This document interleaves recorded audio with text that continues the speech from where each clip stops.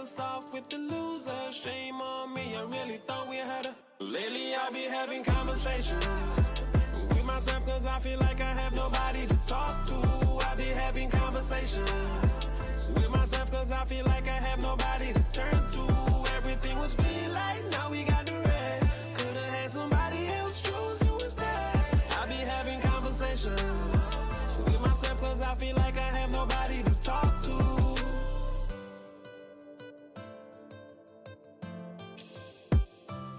Everything was green light, now we got the red. Could've had somebody else, chose you instead.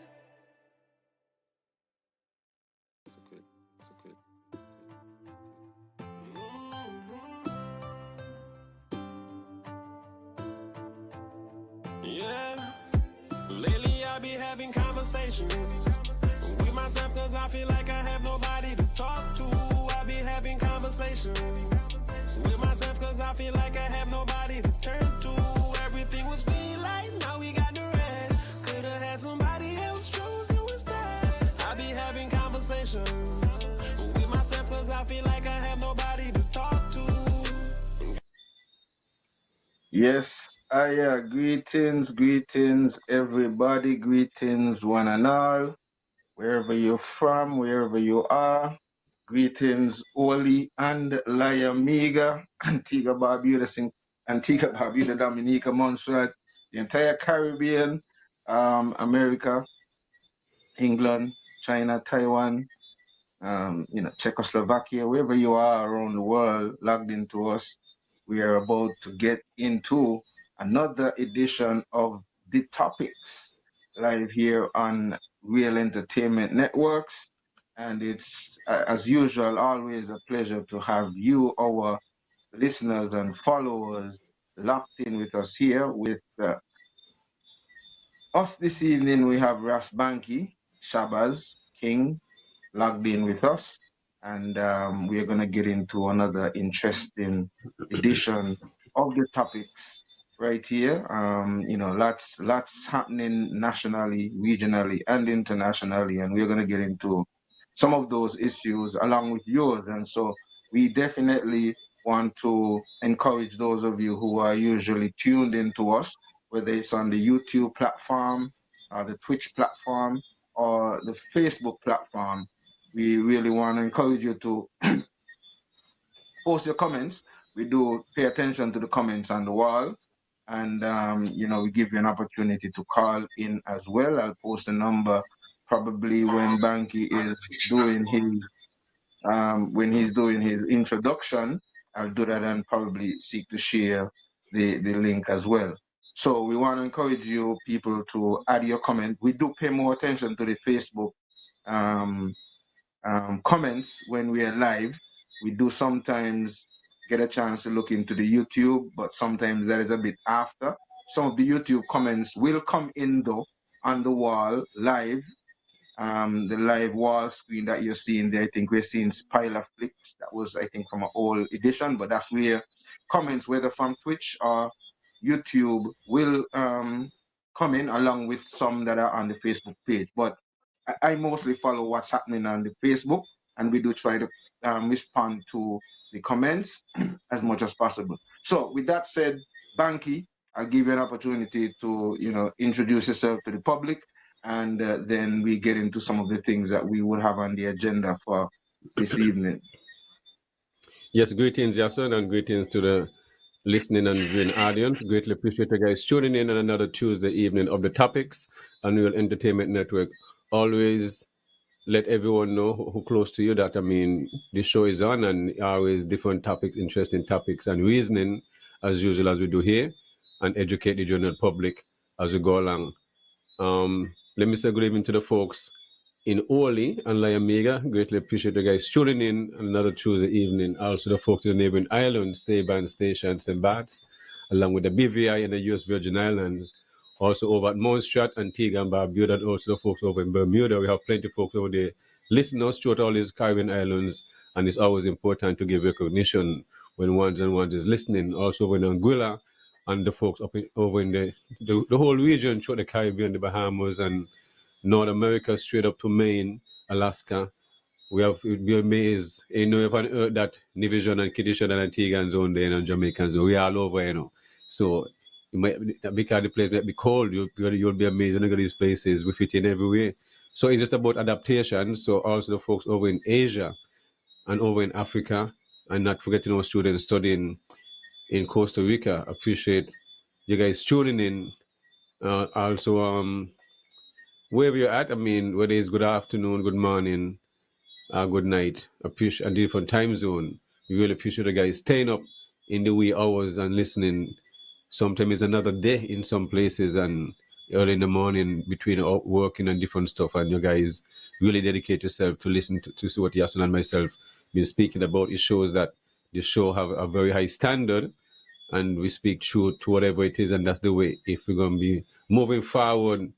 I mean, within our age, yes, and we are the new ancestors. Is the way watch certain people grow up, look up to them, and then when you realize reach the point now, those some people you look up to is sometimes it's the same people still figure well fighting you down and all this different stuff.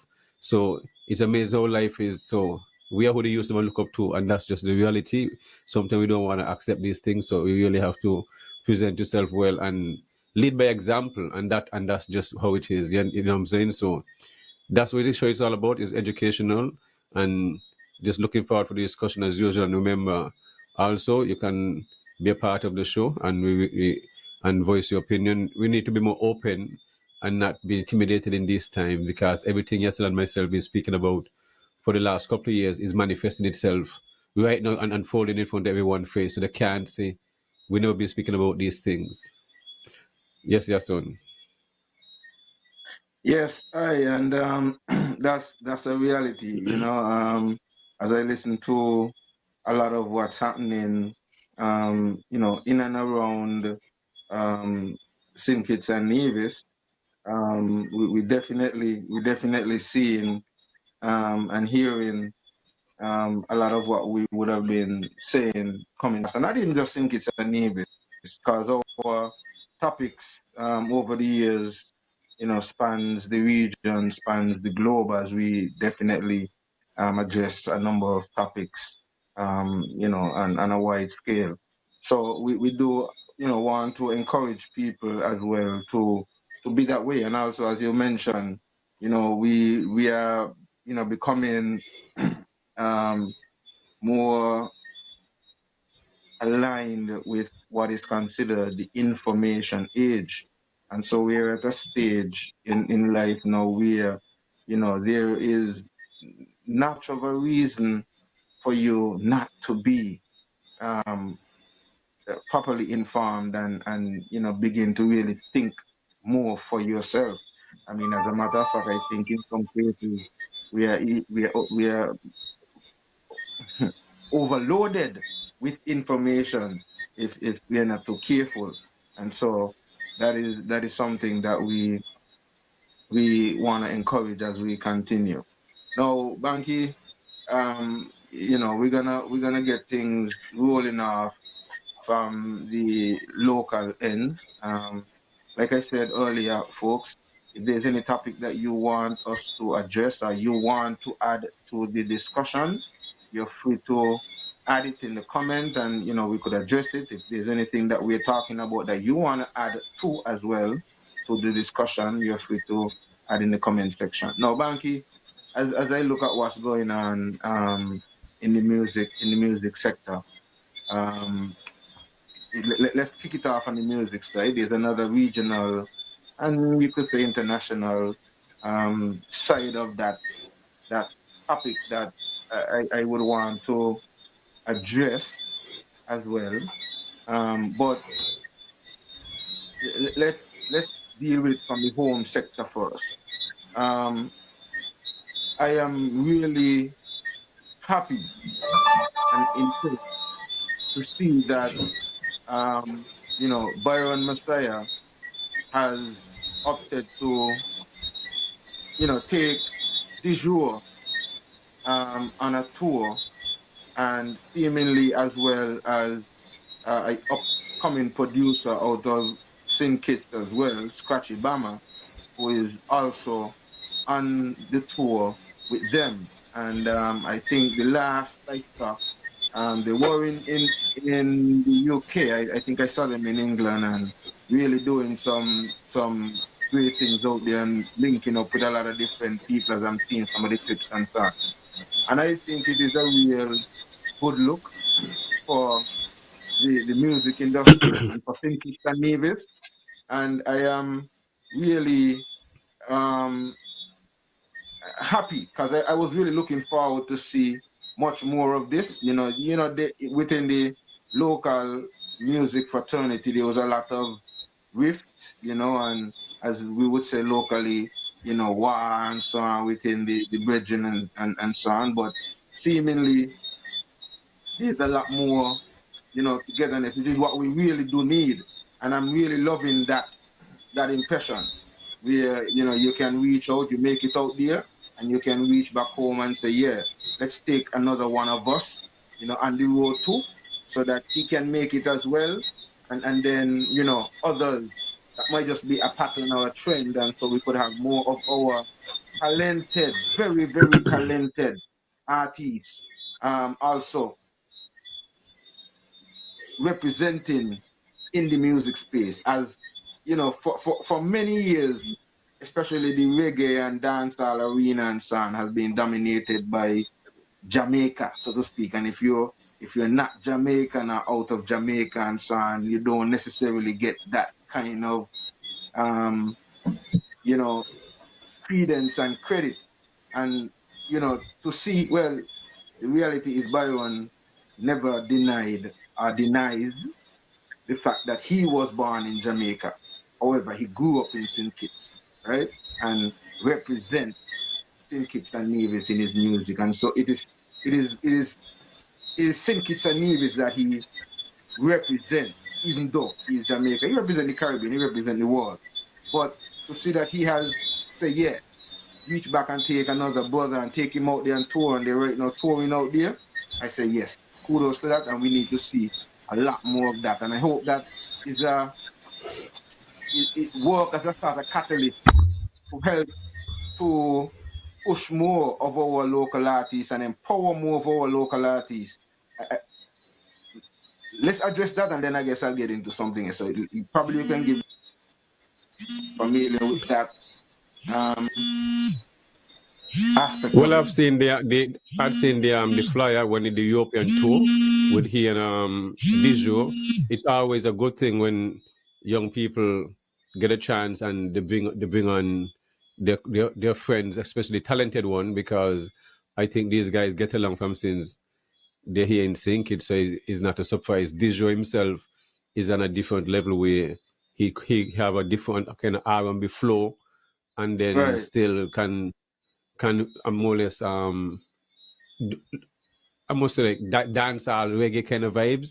Versatile youth, as you realize. I mean, from the show started, he's one of the first person who gave me a few jingles as with the Everything Agriculture show. When I reach out to him, because I follow the young guys in music, I'm always into music and stuff like that. So when I hear certain vibes and I pick one or two. So I'm not surprised where these guys are at this moment. I mean, one of them had dropped out, iMark. I mean, that was a lot of waste of talent that just disappear. I mean, these guys have as much talent because some of the music that you listen on the radio ain't even as close, but it's all about who you know in the industry and these things that will push your music and stuff like that. Because these singers and navies have some really, really, really talented young people when it comes to music, poetry, both males and females, but it's just the opportunity. I mean, the government themselves really need to invest in a proper studio and really bring in people up from outside who knows the industry and guide these young folks about the music industry. Because many artists have died a pauper. Brooks don't have not even have a home or anything like that because of not understanding the industry and the record company rip them off and stuff like that, and the managers, the accountant, and all these things. So they have to understand the business part of these things. You see what I mean? So, but Dijo, when I see the flyer and I realize he took Dijo, I say, all right, that's a good move. Cause you have a different flavor within the show, and he have a good stage performance, to work the crowd and stuff like that. So all those things, I mean, you look at and stuff like that. And he's a very humble youth, and then I reach out to our next artist, Infamous, and stuff like that. I mean, not even I just didn't get. I still know other artists on like jingles from, but those were the first two. You know what I'm saying? But there's many more highlight. I mean, all these guys is just timing in a virgin.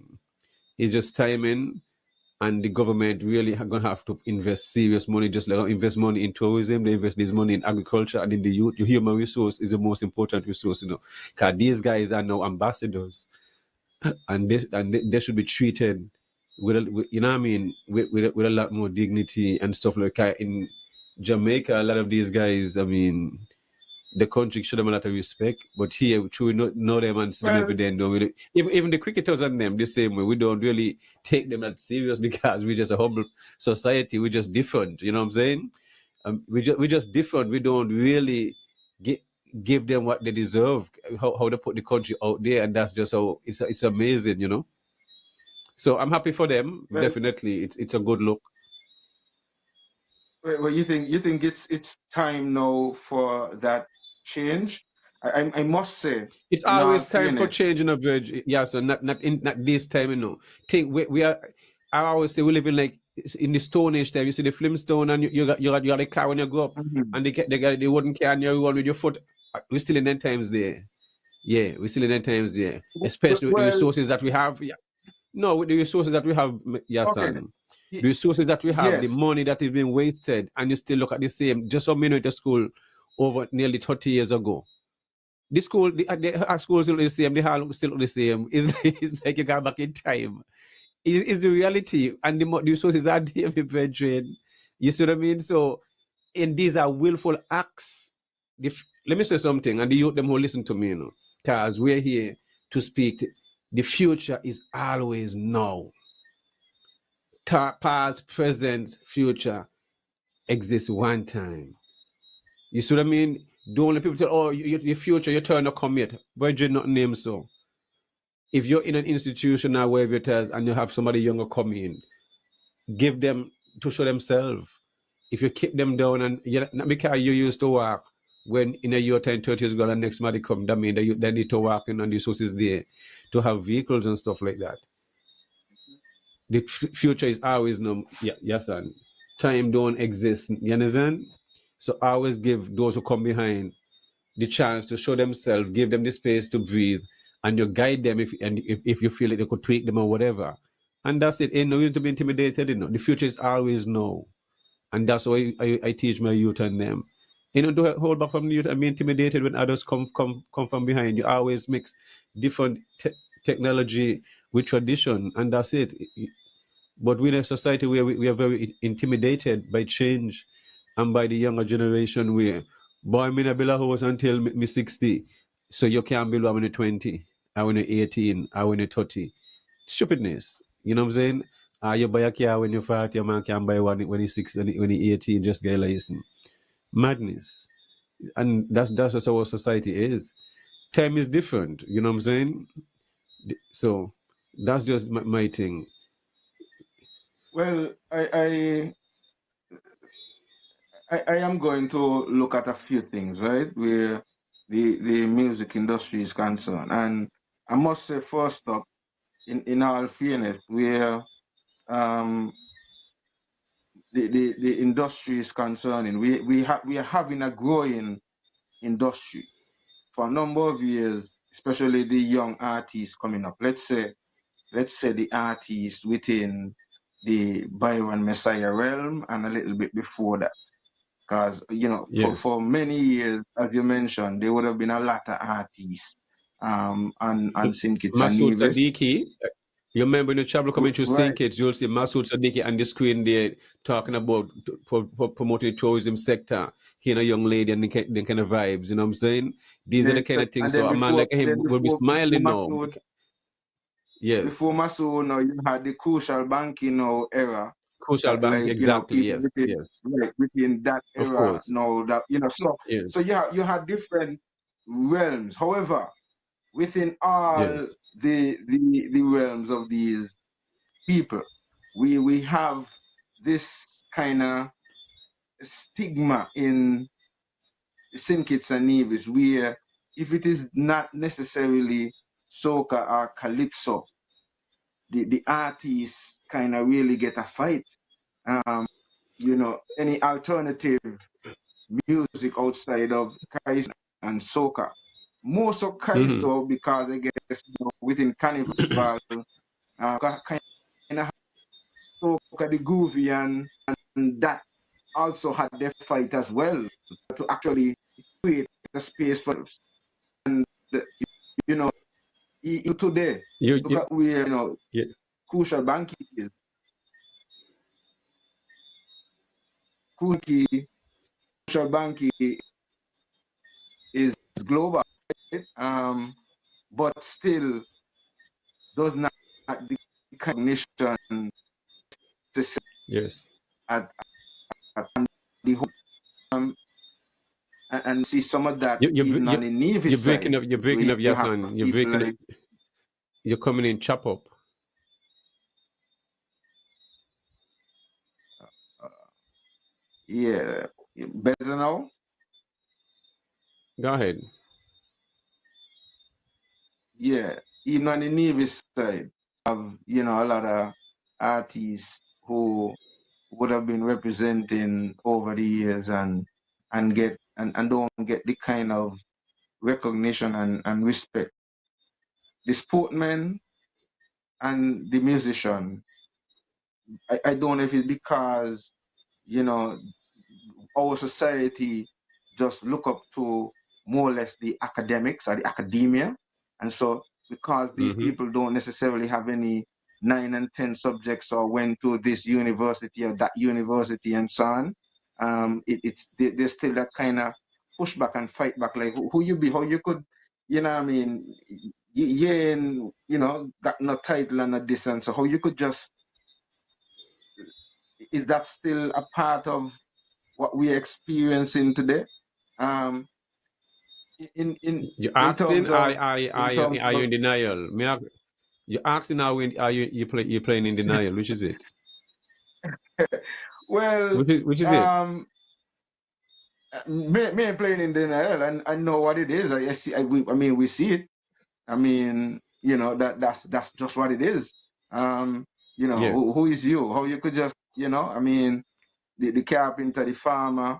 I mean, we're still getting with fight. We're still not Yeah, recognized but these by who society. you're mentioning, are the engineers, are those who build your town and your city. You see what I mean? So how foolish can you be without these people? You do not exist. We all need each other. We are just being bamboozled, yes, son. This is what we speak about for the last 5 years, over and over and over. You see what I mean? We are looked down as farmers. We look down as a tradesman, as a carpenter, as a mason, as a truck driver, as a mechanic. You're engineers. You should have a plan. You can't, a liar can't even tell you one thing about what they plan. The plan, nothing. So a liar Right. is just about studying and passing a test and know these laws and whatever, and that's all you know. I mean, come on. King was a liar, Bobby Labor, but he was also a carpenter, a very good tradesman, a joiner, he made all the furniture in his office, and in his home. Joiner. It's what we do in rough carpentry, as you build a house, you rough framing. When you start to do, you're going to joinery. You're up on a different level, Virgin. And this man do fine art joinery. So it's just to show you, and there are many other people in that type of aspect. But we just love we love classes, We in a society that love classes and status and all these things. You know what I'm saying? Yeah, so me and you, we have our classmates we are the nuances, we are our areas who run in every part throughout the society. The bank managers, them in most of the places, them in social security, in the government offices and all them, the PSs is our classmates. The pilots, you understand, the engineers is many your classmates. And that's just the reality. So even people are still speaking to one of the bank, how he, I mean, that's just what it is. And they You would see, know. They the would problem know. is Would know. no, but they look at us different because we have locks on the head. We look like a Jesus, and then our classmates them have on the tie and well, how applying, but me and you choose not to go that route. Even though we are part of this system, we've just been true to ourselves. You see what I mean? And that, so it's just crazy. Just what all of them being through, the same Sunday school, all the class, the churches them in Fountain where you grew up and all the different. We're the same, but we educate ourselves. You see, and choose and make a choice not to be bamboozled. That's all. I think to some extent, right, there is Yes. some steps within the right direction. There's some changes. There's still, some people who are, and you should expect that pushback. Yes, You because would we are get in the that pushback. position now. Um, Because we are in those positions, so we get a chance to do things right. That's the reality. You see, so our yes. peers who knows better, but they still have some people there who still remember. There's some people who married to the job now moving. All they know is to fight down, They now move, virgin. But then they leave the job they're dead. Because they don't know what to do after they left there. So they enjoy till they work there for 40 years, 36 years. They can't leave. That's all they know. Keep down people. So if things don't last forever, so I don't worry about stuff like that. You know what I'm saying? That's just how it is. So I'm gonna go back. I'm gonna go back a little bit to the music side, right? Yes. With that, in all fairness, I must say that there's some changes that's taking place in that industry, and I must say that this government has done a lot in terms of helping to organize or help some of the artists to organize themselves. Um, I know that a lot have been done in terms of like the copyrights and getting themselves together and so on. Echo. In terms of in well, yeah, the Caribbean, whatever thing that they would have had, Yes. and they would have done some training. I think Scotchy Mm-hmm. Bama, as a matter of fact, would have been a person who would have benefited from some of the initiatives that were, put on by the ministry. Also, Byron Messiah himself, I think Byron Messiah was given the key to the city when he Yes. came back and performed for Music Fest and so on. So, in terms of them getting recognition, so I'm saying there are some changes. There's still some people who have a certain mindset, and Mm-hmm. we do find that there will be um, challenges, and especially where quote unquote the Christian council and the Christian aspect of Yes, our son. society. Yes, son. Yes, son. Yes, sir. Stop. Stop. No start with that. The age of consent is 16. But then there's nothing wrong with that. There's nothing wrong with that. Hold on, So hold continue. on, hold Continue. on, hold You see on. what one man sing a song? These songs plan do it every day for over 30 years, 40 years. You hear Well, bad but man tune and do it every day. All radio station. So now you own get yes, you lose sleep over that. you see, but Well, but more but but that that, one that to is age of that is one consent. thing. So with the comparison, That there's is a one. That comparison is there. There's no comparison. no, no. That's a whole Which different. means, That's a whole. which But mean it's a we different have a topic. set of Uh-huh. watch here, man. Which mean Mhm. Cameron keeps saying it, We have a set of lawmakers who are pedophiles. How they not change? They're not fight to change it, and they got daughters. How they so comfortable with the age of 16? How is that? A 48 me just turning a virgin. You understand? I may understand these things since me 16, growing up because a whole heap of sisters me have. So how the hell I'm pure girl child? So how the hell all these men that we society look up to not have no problem with that? That's what I want to explain to me, Which mean them are pedophiles. Them and the police and all them and the lawmakers. I mean, I stop talking about it. And you know that. Because we're not supposed to Well, fight to I change mean, these laws. Well, wait is your son. You don't worry about a man that sing a song about Taliban and wherever and wherever. Well, then let's bum up the thing them over in the middle, the so-called Middle East and Africa with Israel and them. Stick to the topic, yeah. Even if So, the nonsense will tell so me. Me not butt up no, nothing, you know. no. Me, if But otherwise, here, me you not see, coming to butt no. up things, the Hold on, bridging. Me hold keep on. it real, you know. This is why. This Oh, is why I love. This is why I love these discussions, and this is why I love okay. to be able to present these topics and so on. So here is it that this is your position, yes, but here is it that we are faced with at present. Mm-hmm. And this was one of the things that I had on the agenda to present as well, Yes. because I would have seen an article earlier on today, I think it's Alan, Mm-hmm. where it spoke to the pushback from the Christian community in terms of Vibes Cartel's show that is supposed to be held on Yes. the 20th of April. They're protesting Yes. Vibes Cartel actually doing the show. Well, for one, because they claim it's Easter, but two, on a whole, Mm-hmm. they're protesting him based on his past and what he would have sung in the past and all that and all that. So as, I'm bringing it. I'm bringing it because it is still Of a course. real issue in our society, and Of we're course. dealing with the topics, Yes. topic, and it's topical because Of it made it course. to the news. So we have in the region where and globally, Vibes Cartel, since he's out too, he's been pushing and Yes. saying that, well, you know, um, he's got first, and he's changing. He's not going back down the road that he used to when he has matured. He right now is more focused on seeing his youths them elevate and doing whatever he can to help as many as possible live a different life. We would have seen, sorry, and then I brought it up as well because I think Cartel is also scheduled for the music festival as well, Yeah. for this But year. didn't the protest So, alkaline? Didn't the protest alkaline already? uh, So what's the difference? so what happened?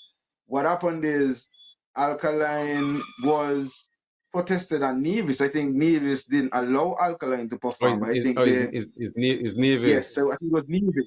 Nevis didn't want it to Okay. perform, so here that's showing Nevis, and so there was a similar reaction from the Christian Council Yes. and the Evangelistic Association, um, and Nevis in relation to But Alkaline who go coming to to these Nevis. shows? But who go to these shows? Adults or children? Are children allowed to go? Is their age group Well, you also see, allowed to go to these shows? And who these bringing in the are government, these are right? some of these are some of the interesting discussions. No, sometimes these artists are brought in by private persons as well, but are private what you Yes. call them, promoters as well. However, one of the things, and this is something like, because Banky, me and you, people might not know that side of us also, because they might just see us as Rastas, and they might know that we into the music like that. You know what I mean? They would know that you was Yes. a big sound man, and I don't know if you still got your sound system locked up wherever you be to, but I mean, people would know that side of you, and people would know that I too Yes. was into the music like that, into the sound, into promotion, into Of course. MC, into bringing in artists and that side. So I am Yes. fully aware of the industry. So Of when course. we are speaking from knowledge and Yes. experience. No, one of the things for me, right, when it comes to the artists and people, I think need to realize, which I think Cartel himself so eloquently explained it. And I am one of the persons who I was never so much a full fan of dancehall. I could relate to dancehall and I could relate to the lyrics, but I Mm-hmm. was more always a roots and conscious soldier. But I could relate to the dancehall. Now, the thing is, one of the things Carter, one time I listened to an interview, and you got to realize that these people, they have a life and they have a personality outside of their talent or their Entertainment. skill. And for Yes. some, it's entertainment, it's a job, it's what they do to bring food on their table. Now, Cartel at one point was explaining, and he was saying, well, okay, we are singing, and at that time, videos was not so prevalent in terms of creating videos like it is today. So it was more sound and hearing it on the radio station versus the television. And he was using the comparison. He was saying, we're singing maybe about shooting up some people and so on, but you're looking at Sylvester Stallone and Arnold Schwarzenegger and these guys, you know what I mean, in Terminator and Rambo and all of these things and so. But how come you're not holding these guys and saying, well, okay, you know, they're bad examples for your children and role models for your children and so on. You're able to separate them from them acting and performing their role to make a money. But you want Yeah, to but say I'm you not sure if can't that's do a, that with the dancehall I'm not sure if that's artists. a You good can't say that. example. I'm not sure What? that's a good example because some of them they're really into a lot of bad things too. You know what I mean? A lot of beef. Because they Well, don't create the system, they create beef amongst themselves. So I'm not sure if that's a good example acting a movie. Some of these artists really keeping up beef, killing themselves and stuff like that. Because it's a different total. You see what I mean? Because these things actually happen. Sometimes they're keeping up real beef amongst each other and stuff. And some people do lose them life over the years. So that's not a good comparison. I no, but just, no. I just want to say, That part, but yes, even so, Banky, right? That side of it, yes, where sometimes what they're singing is the reality, like just like within the rap, it might be reality, yeah, it of might just course, be what they're seeing in their community and in their society. So sometimes it does yeah, not so necessarily yes, mean that yes, they yes, personally of course. might be associated or affiliated with it, Not but all it's of just them, that not all of them, not all not of all them, of right? them. Some of them may be, Yes, some of them may not, and they yes, might just be singing yes, what they see of and what they course, experience. That's what dancehall and what yes, rap most of was about. course. It's just like singing what you see and what's happening in society and bringing an awareness to it. Just like Calypso, Calypso, same right? thing, Some are same more thing. creative with, and some are just Yes, more blatant and put it out there, rap, right? yes. So, but the point is though, in most cases, it's entertainment to make money. And as Vibes Cartel would say, there's Vibes Cartel, and then there's Adidja Palmer. Adidja Palmer, who is the individual, the person, right? But Vibes Cartel is the character, like Sylvester Stallone is Sylvester Stallone, but most people would relate to him as Rambo. Rambo is the Rocky, when person who acted Rocky, yeah, they right? can't Depending separate on it. what role he was playing, right? Right? Yes, And so you now have to be able now to separate the character yes, from the of course, individual, and that is kind of what yes. Cartel, and that's the example I think he was trying to explain. So he might have to not have to, but it's when you look at it, some people may have their But how views and can you do that? opinions, Do, but but how can you do that? How can you separate the two? you're an actor, you're a performer. It's that's what actors do. Actors take on the role for whatever period of time, and then And you come you home switch after off? when you're not on screen. When you're not on screen, you come home and you be daddy, and you have your children and your family to look after, and you whatever it is. So Somebody that's can switch Adidja off. Palmer. So Some can switch off. so that's Adidja Palmer, and then Vibes Yes, Cartel is the man on the stage, and the man, you know what I mean. But I after got that, you. you Yes, come home of and you course. be, so that is quite an interesting scenario though. So I'm hoping that as we see what's I going was on, surprised when I hear. um, I was surprised that they was bringing cartel and there was not an outro from the because I know when they had the guy there in Nevis, so I was kind of surprised that nobody said anything about it because I know how come we do well, kind of mistake, eh? right. Even though with So Buju, remember I I said figured that was even with Buju, I figured might just say something because especially they like to start talk about prison and all this different stuff. You see what I mean? And so I figured, but it was so I figured, well, I guess because he's at the St. Kitts end and he's not in Nevis, that's why. You see what I mean? I guess St. Kitts well, is Banky. different, but is I'm this? gonna But yes, I'm gonna I'm gonna let me see how long this thing here be. I'm gonna play a little clip here. Um, so folks can get an idea what we're talking about in terms of Barbados, what's going on in Not Barbados. even 1 year yet since Vice Cartel has been out of prison, and Vibes Cartel is creating history. Vibes Cartel is going around and having sold out stadiums all over the world. But Barbados is saying no to Vibes Cartel. Let's talk about it.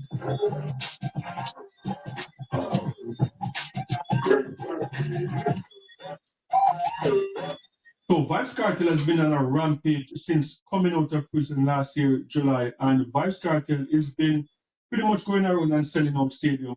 Over the past weekend, we saw the Barclays Center sold out twice. And trust me, this is the time, in a time when even international American artists, they're having a hard time selling out stadiums. We have seen in the past, since 2024, we have seen concerts canceled from some American artists because they can't sell out certain stadiums. But Vibes Cartel was able to sell out the Barclays Center twice. And the Vibes Cartel is also on a mission to repair his image and, as the God is the greatest dancehall artist, and saying that, look, I'm not going back where I'm coming from. But the people of Barbados, in particular the church, they are not buying this from the God is the greatest dancehall artist. They are saying, we do not want you in Barbados.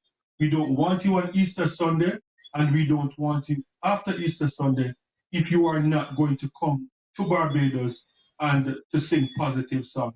So this report was taken from TVJ News. April the 28th.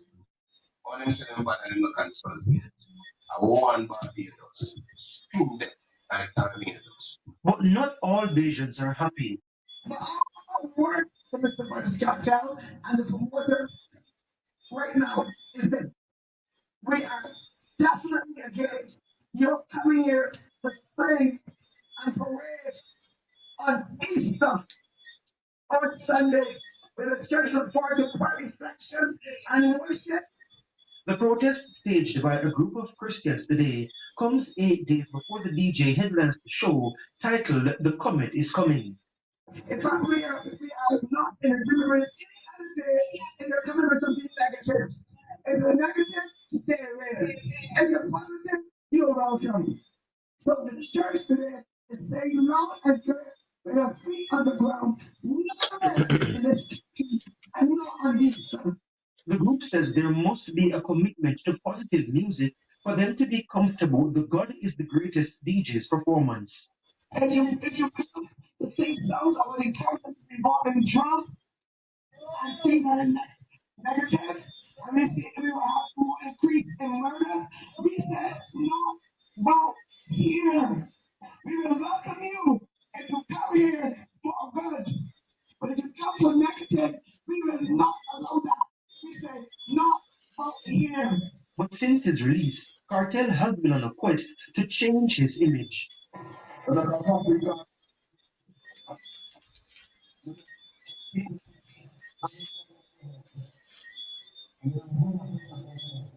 Similar concerns were raised by church groups in Bahamas ahead of his performance there recently.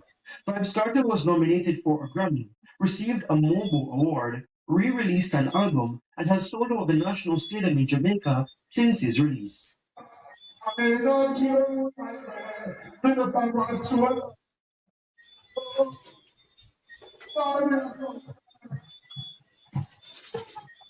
Okay, so that was the report coming out of Barbados from TVJ News Jamaica. And my question is, sound off in the comment section, do you think it is fair for the church community of Barbados to come out in protest against Vibes Cartel coming to Barbados? Sound off in the comment section and let me know. And as I said, Vibes Cartel has been on a mission to try and repair his image over the past 1 year, pretty close to 1 year since he's been out of prison.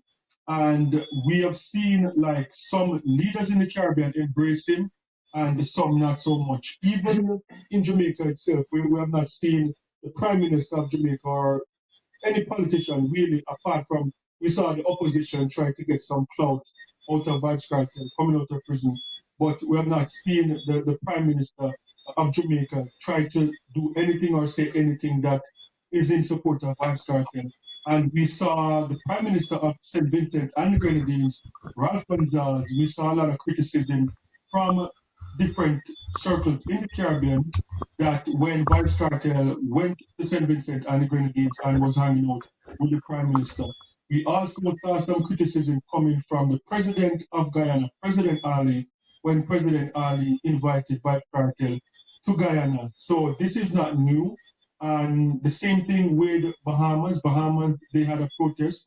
But my question is this okay for the church community in Barbados to be protesting Vibes Cartel?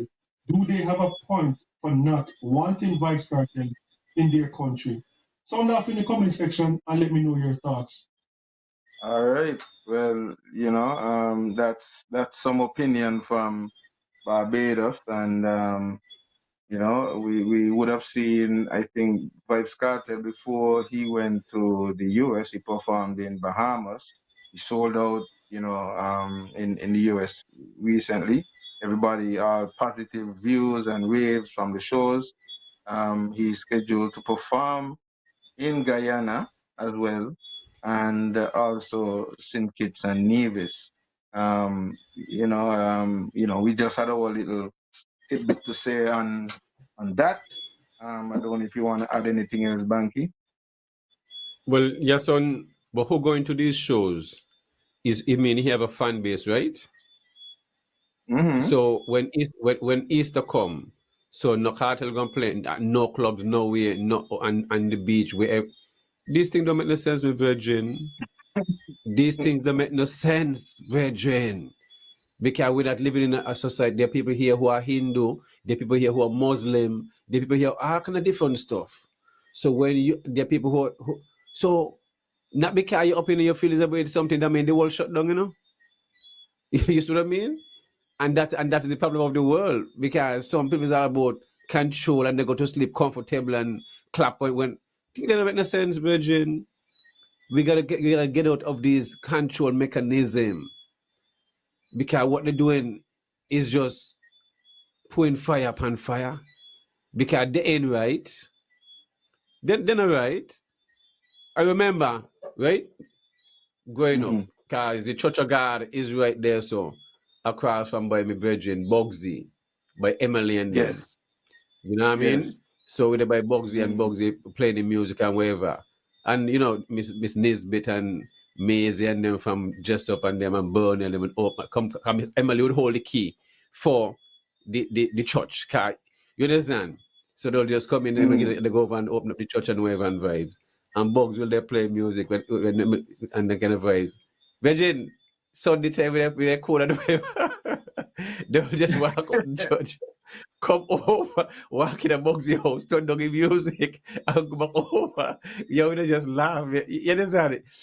Because the church can make noise any time of the week.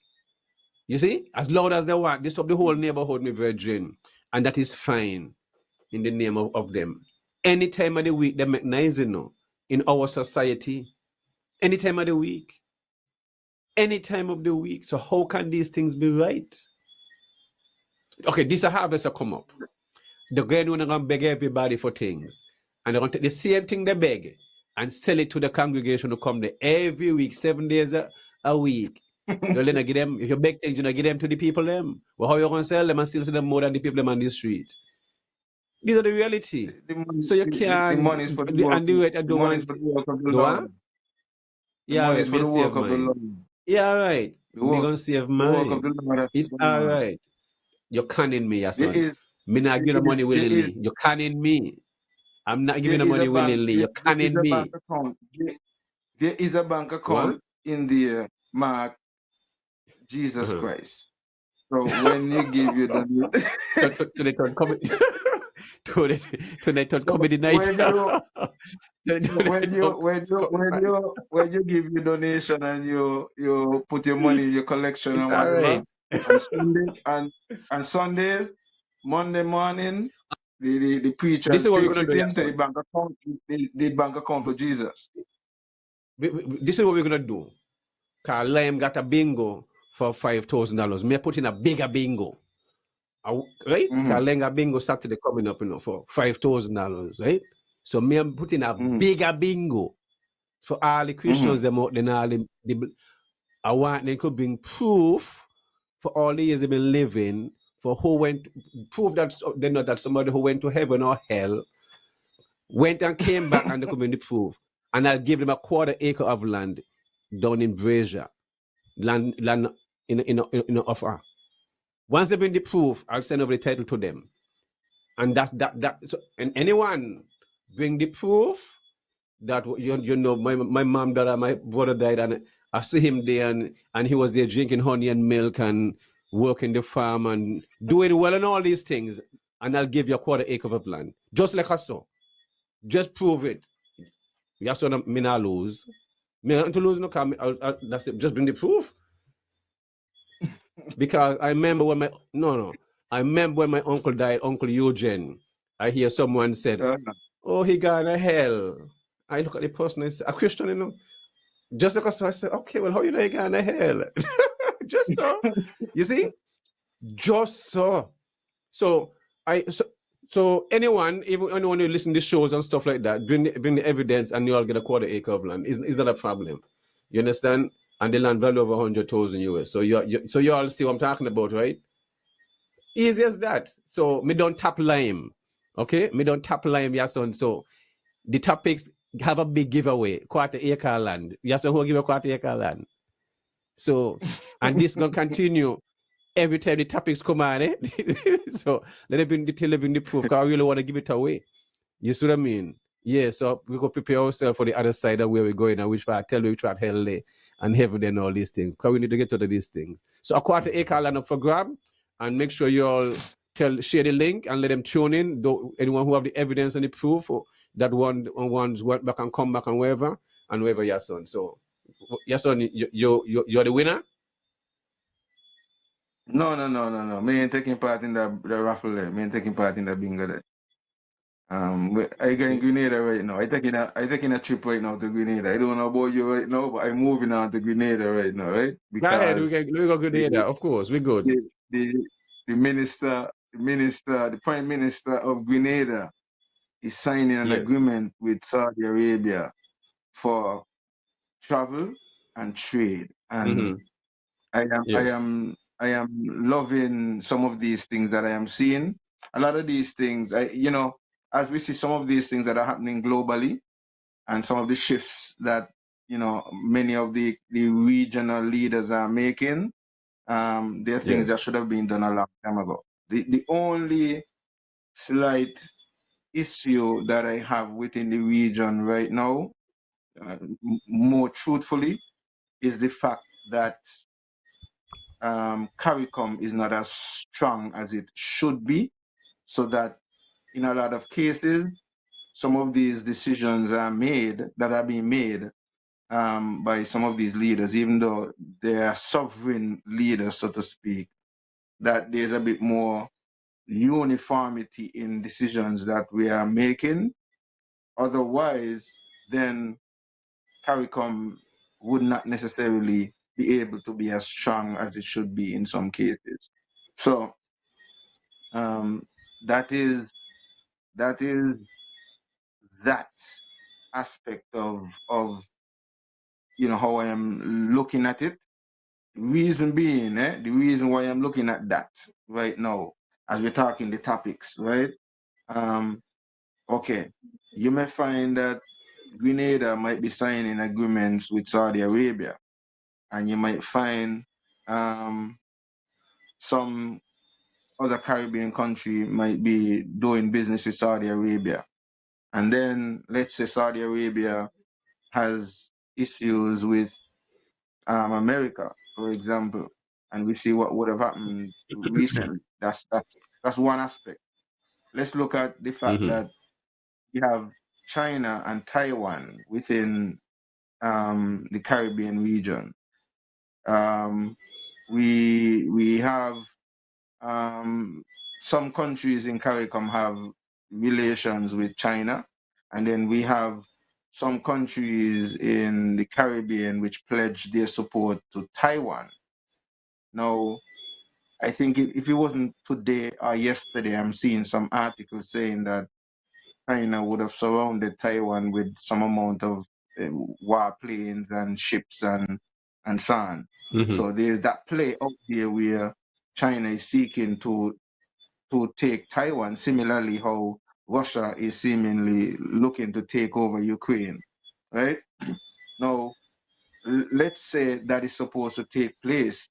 Now, CARICOM would find themselves in a position where they can't really have a clear mandate, so to speak, because you would have territories like St. Kitts and Nevis, among others, who would be pledging their support to Taiwan, in support to Taiwan, and then you may have other territories like Jamaica and others who might be pledging their allegiance to China. These are some of the things and decisions that our leaders make sometimes without any consultation with the people, but yet the implications for the people and for the masses, in the end, it is us, the masses, who really suffer or have to deal with the repercussions of some of these international decisions. That is why, to some extent, to Banky, we have to, and shows like these and so on, sometimes bring these topics to the fore so that they could be a part of the local discourse, because in some cases, these are not things that are really brought to the fore by the people, by the politicians. As a matter of fact, um, you know, to me, sometimes they dread having to bring these issues to the table, and that is why sometimes they go and make these decisions without consulting with the people. So it is good though, as I'm saying though, to see that we're making these shifts, because as I'm talking about America and what they're thinking and so on, it is because of the way they are thinking why, to some extent, it is absolutely necessary we make these shifts. Now, the next shift that I'm looking for and I'm working on feverishly, I'm really looking to get the support of the Caribbean, and this is for, and I'm hearing it.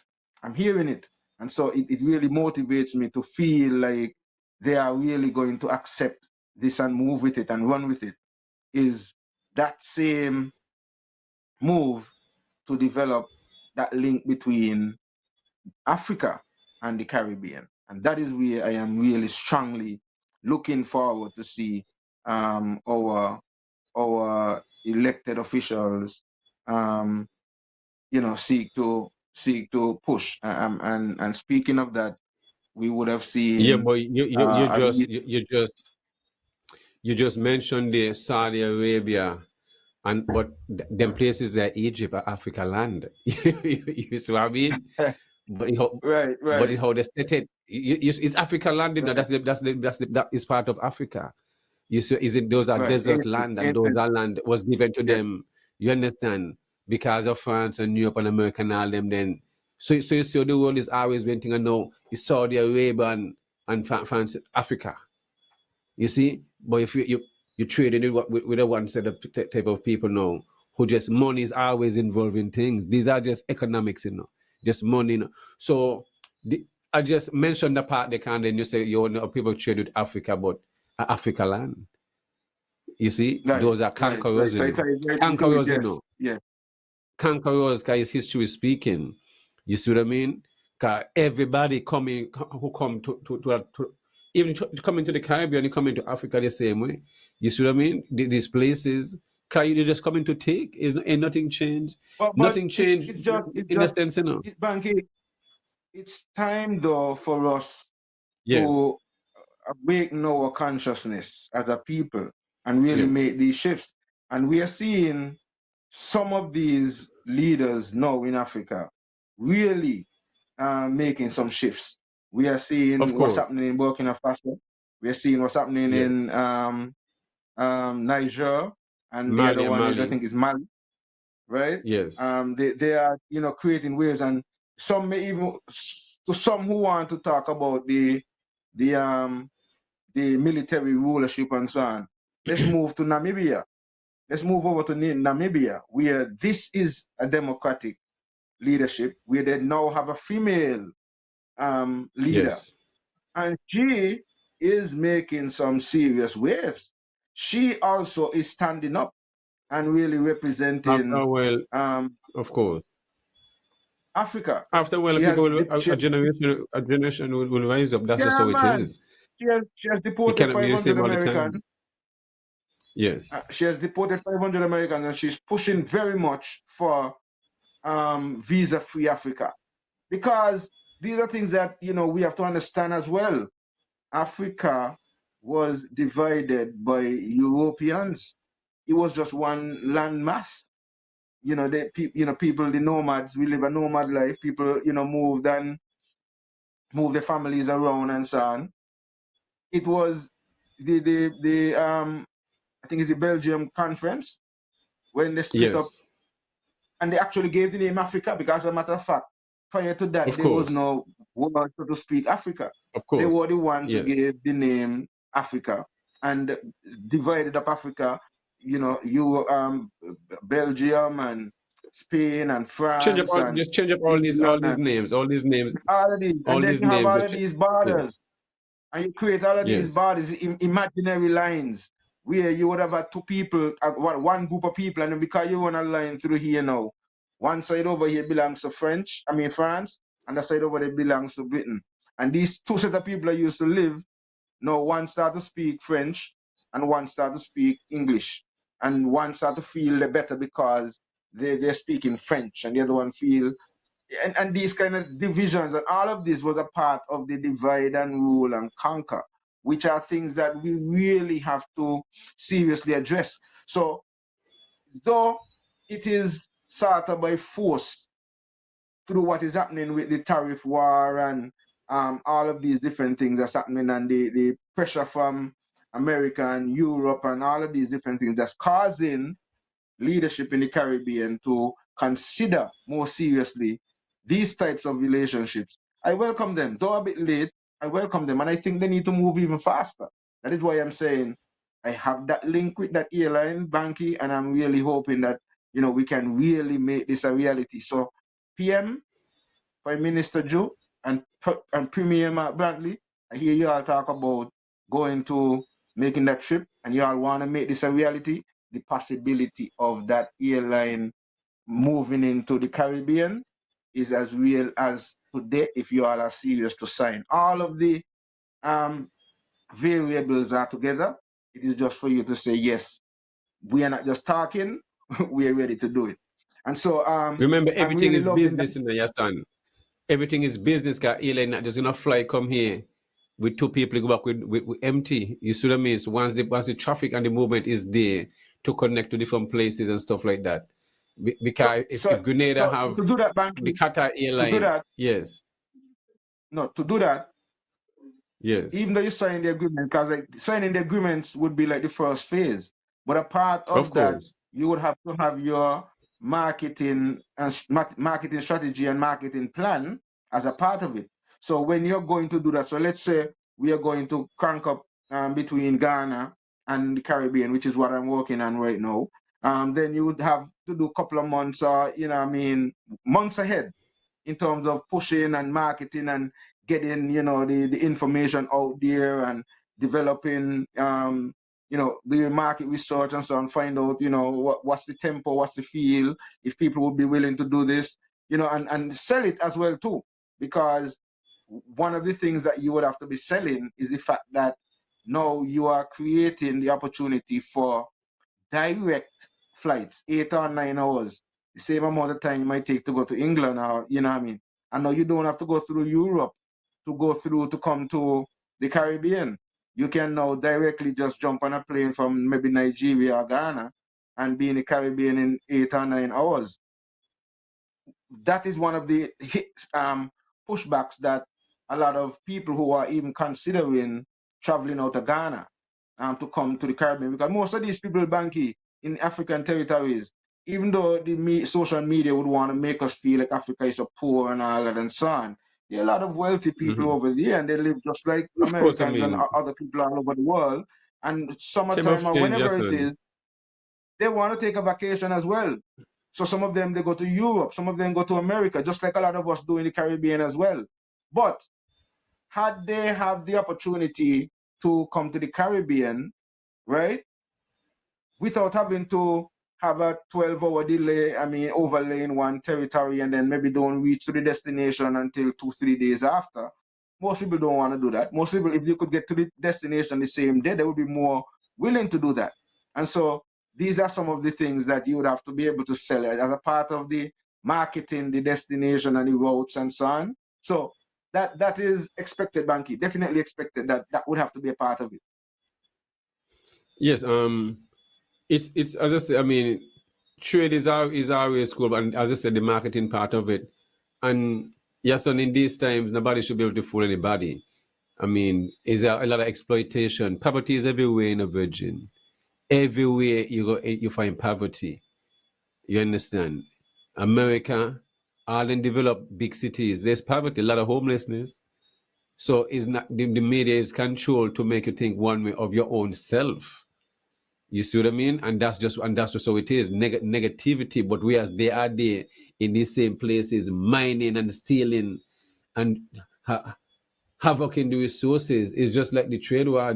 All this stuff them that is made in China by cheap labor, child labor too. You see what I mean? Then and these people now make $1 US a week. You understand? Sometime a day. Well, as you talk You about see what I mean? that, Less than as you that. talk about that, I was looking at this article just before we came on this live here, where this brother was talking about since this trade war start happening and so on, China has started to reveal a lot of secrets that people were not probably fully aware of. But they were talking about the fact that a lot of these big companies, big name brand companies and so on, that people spend Of millions of course. dollars and hundreds of thousands of dollars buying, there's the Gucci and the Versace and all of these Yes. and so on. Most of them have their factories and so on in China. And so even though you Yes. may be paying for the brand and you think it is all that, it's a knockoff. And it's Well, say I $50 mean, they're bag getting and it say for $10 bag. say $50 exactly. But they make it over there, and if they have to put on Italy instead of made in China, put Yes. on made in Italy. Then they put on made in Mm-hmm. Italy because all they're doing is making it for Yes. you and supplying, right? Of And course. so That's it. a lot of that is being coming out now. So, and this is one of the opportunities that's created as a result of this pushback as well. So one of the things that you would find is that due to that same fact that a lot of these companies, big brands and so on, use smaller brands in different territories to manufacture whatever it is, whether it's in China or Vietnam or Mexico or wherever else Right they there go in to get cheap Haiti labor too. to the factory and so And in right? Haiti liver is a lot of stuff is made in Haiti. So what is going to happen in more in as information is spread that you find out people are going to now begin to reach out to some of these factories themselves, and instead of going to these brands, Of course. go to the manufacturer themselves and be able to make deals. And this is something that I'm finding because I myself have found myself in situations right now where I happen to be representing certain brands for the Caribbean because there is that market space that's open up now.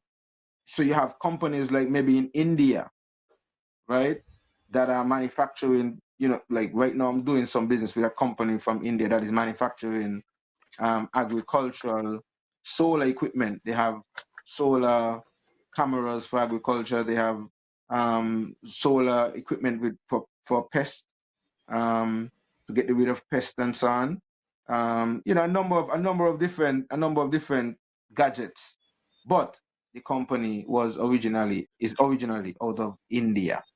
Now being able to make that direct contact and being able to not have to go through the US or whatever, now being able to create that market space now in the Caribbean puts you in a position now to some extent evade having your product have to go through America to come to you at this time. When evade make it sound like it's something bad you're doing, but avoid it. Maybe that might be the better word.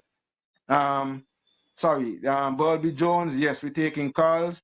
662-7196, 1-869-662-7196. Evan Jeffers says, morning all. Morning all, Laurie Watton. Good night to everybody who is logging in. Bobby Jones, I did see some of your comments earlier on, in relation to some of the things that we were talking about. Banky, there are some serious issues as we continue. Right? Let's see. Well, Well, let me go back. You're at Grenada. Let me touch on this uh-huh. one time too. You realize the Grenada president, he's always making the topic is agriculture. Grenada, you know what I mean? He had pledged That's Grenada have a lot of land. Oh, you're touching on that? yes. I was gonna go for that clip Okay. actually just now. So let All me right. Okay. get into the clip. In the Caribbean, we had this popular saying back in the 70s and the 80s. And the saying was, eat what you grow and grow what you eat. And the reality is that the first thing that we were good at in the Caribbean region was agriculture. Farming was second nature to us because the Caribbean region coming out of slavery into emancipation, and once we gained independence, farming was the go-to for us in the Caribbean. And from over 100 years ago, the Caribbean, we were able to feed ourselves in the Caribbean.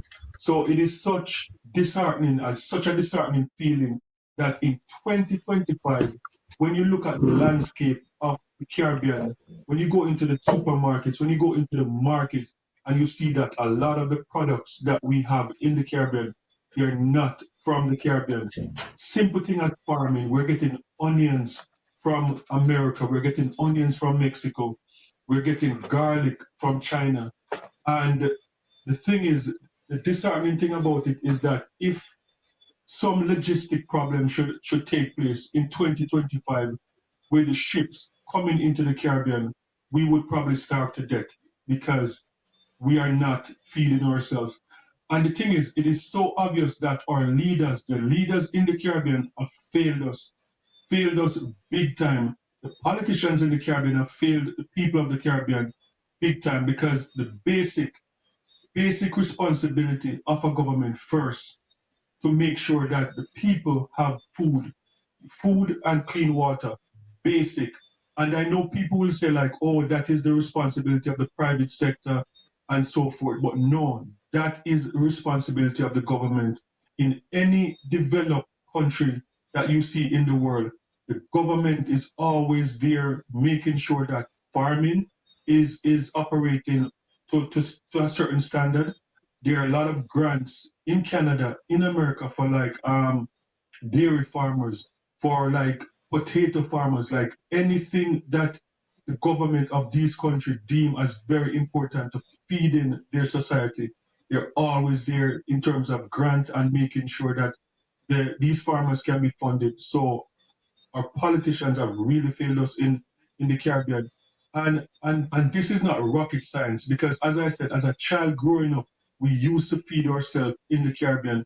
I remember back in the 80s, I think about 1988 after Hurricane Gilbert, when in that time we saw like America capitalism, the whole globalization push, and we saw a lot of American products coming into the Caribbean.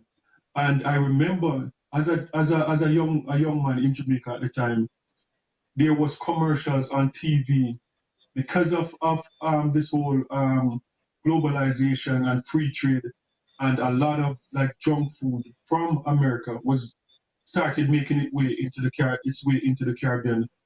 I remember seeing commercial on TV. We had one TV station at the time, TVJ, and I remember seeing commercial on the TV urging Jamaicans to buy local, to buy things at the market, to support local because the fact that American products were flooding the market.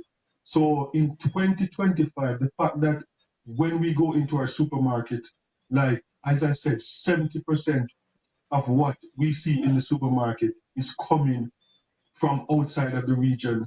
When you go to the market and you see American apple, you see grapes, before you see mango or sapodilla and those local fruits, you're seeing American apple.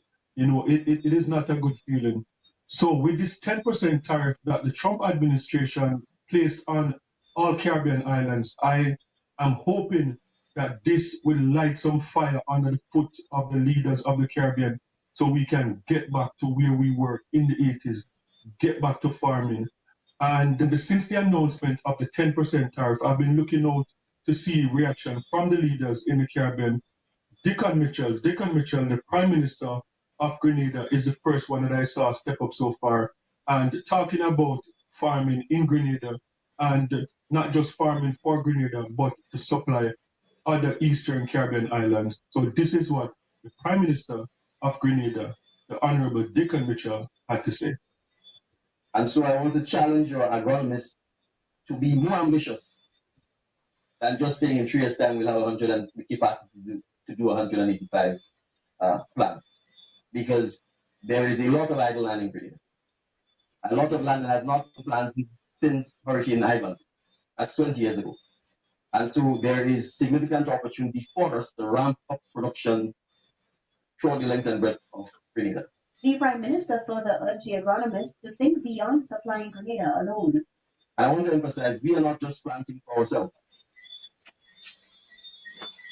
Within the OECD and wider CARICOM region, there are countries that are even more vulnerable than Grenada because, for example, places like Antigua, St. Kitts and Nevis, they don't even have water.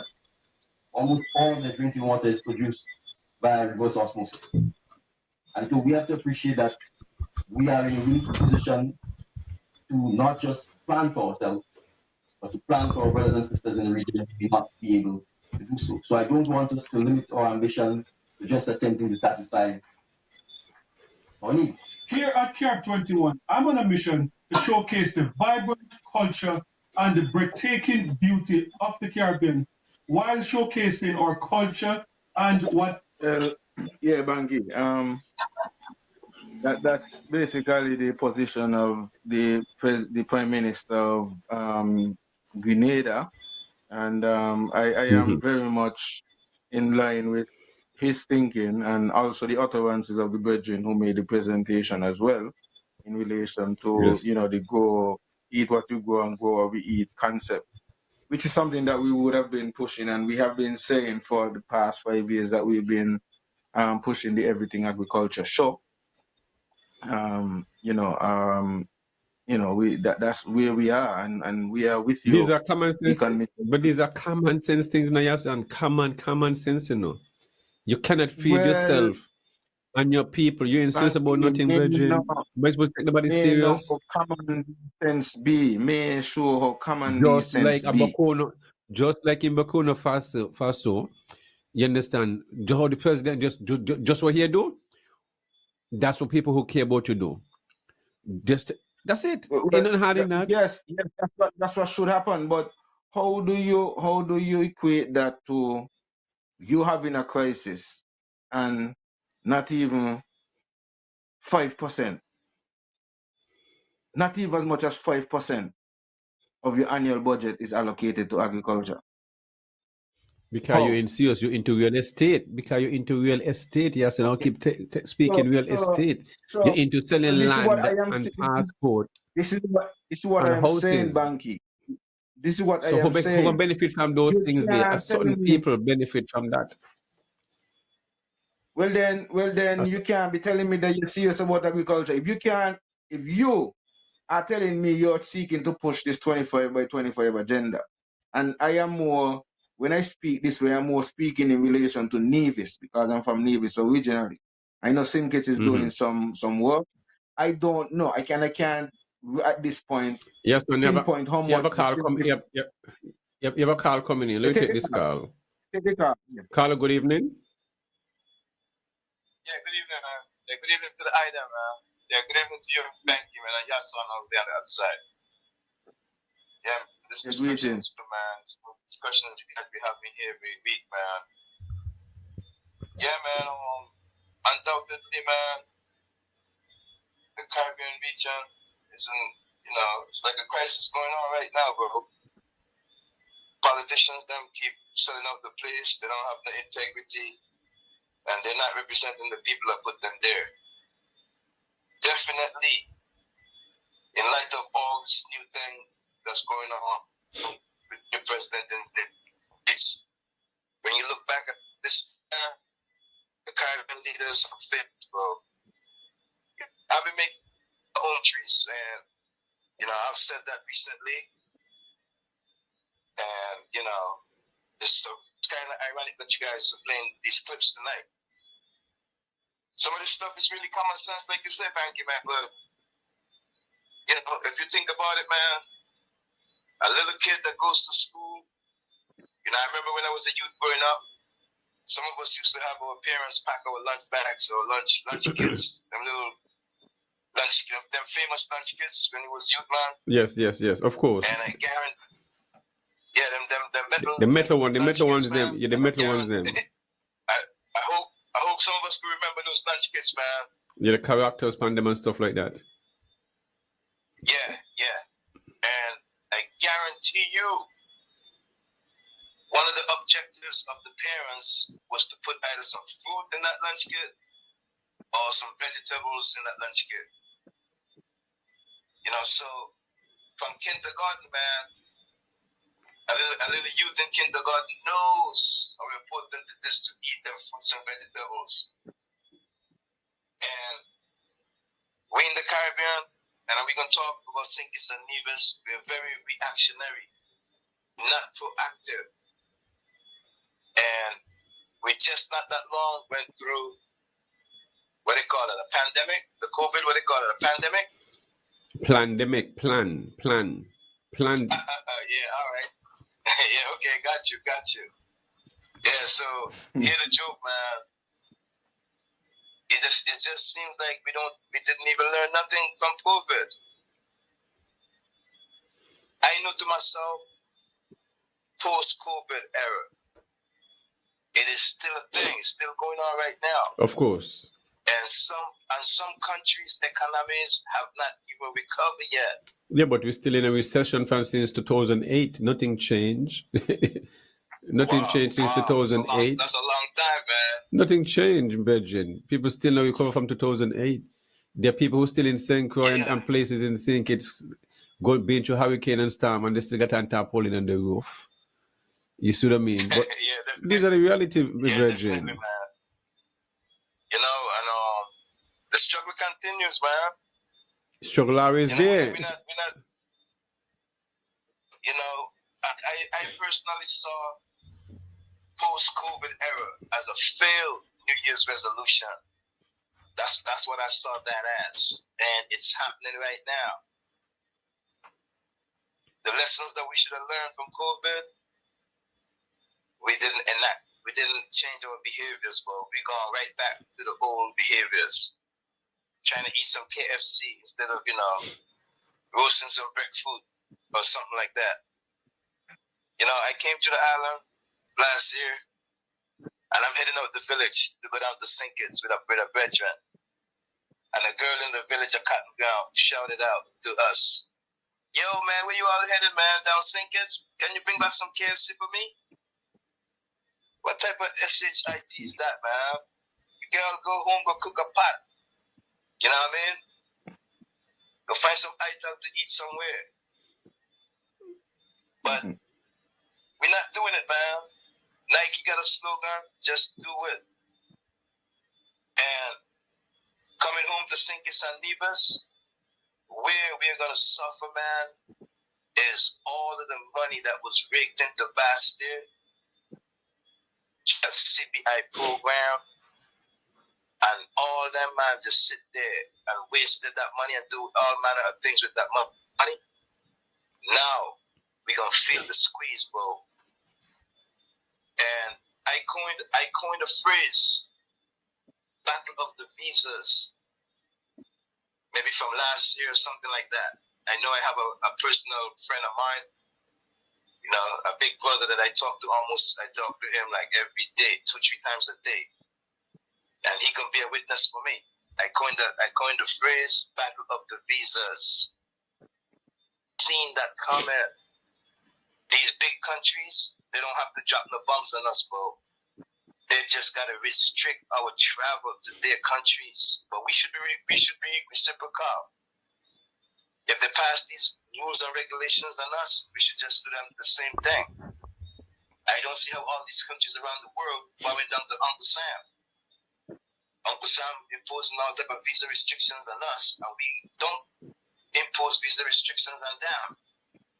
But big up to Ghana, our peoples over there on the west coast of Africa. The president that they put in there recently, John Mahama, he has ordered all foreigners to exit Ghana by 30th of April. Also, hearing you guys talking about the gold industry there, all the foreign illegal miners, especially them small scale miners, they are clamping down on those people right now to eliminate or minimize the illegal mining of their gold. And on a personal front, I have made some investments over there in Ghana.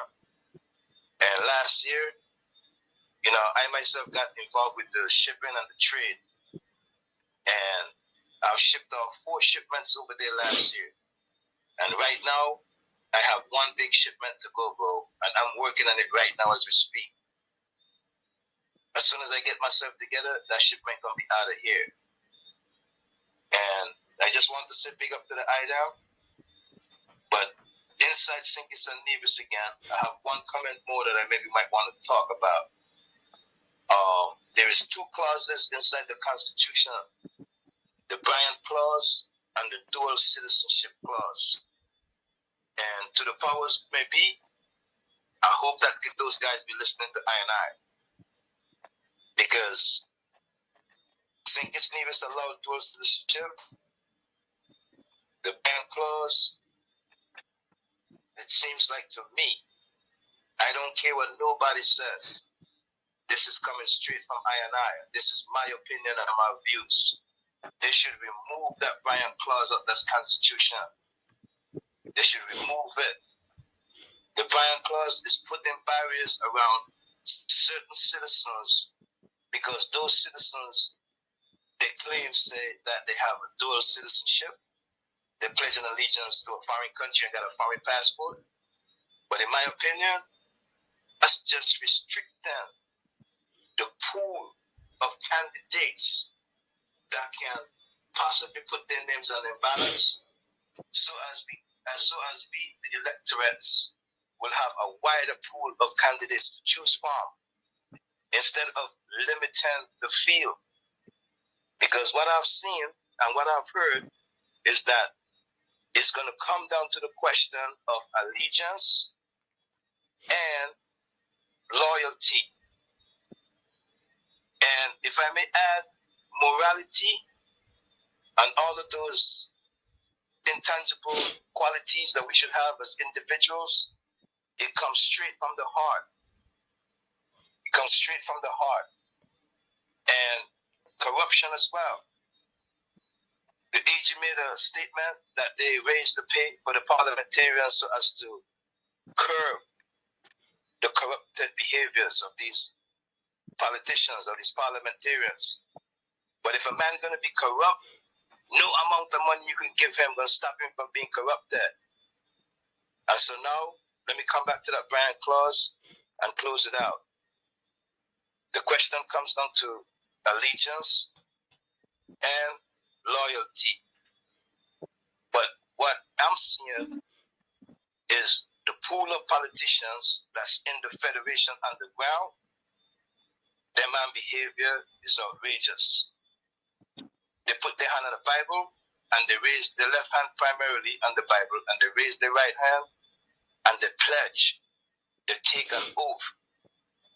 But after the man take that oath, their behavior change.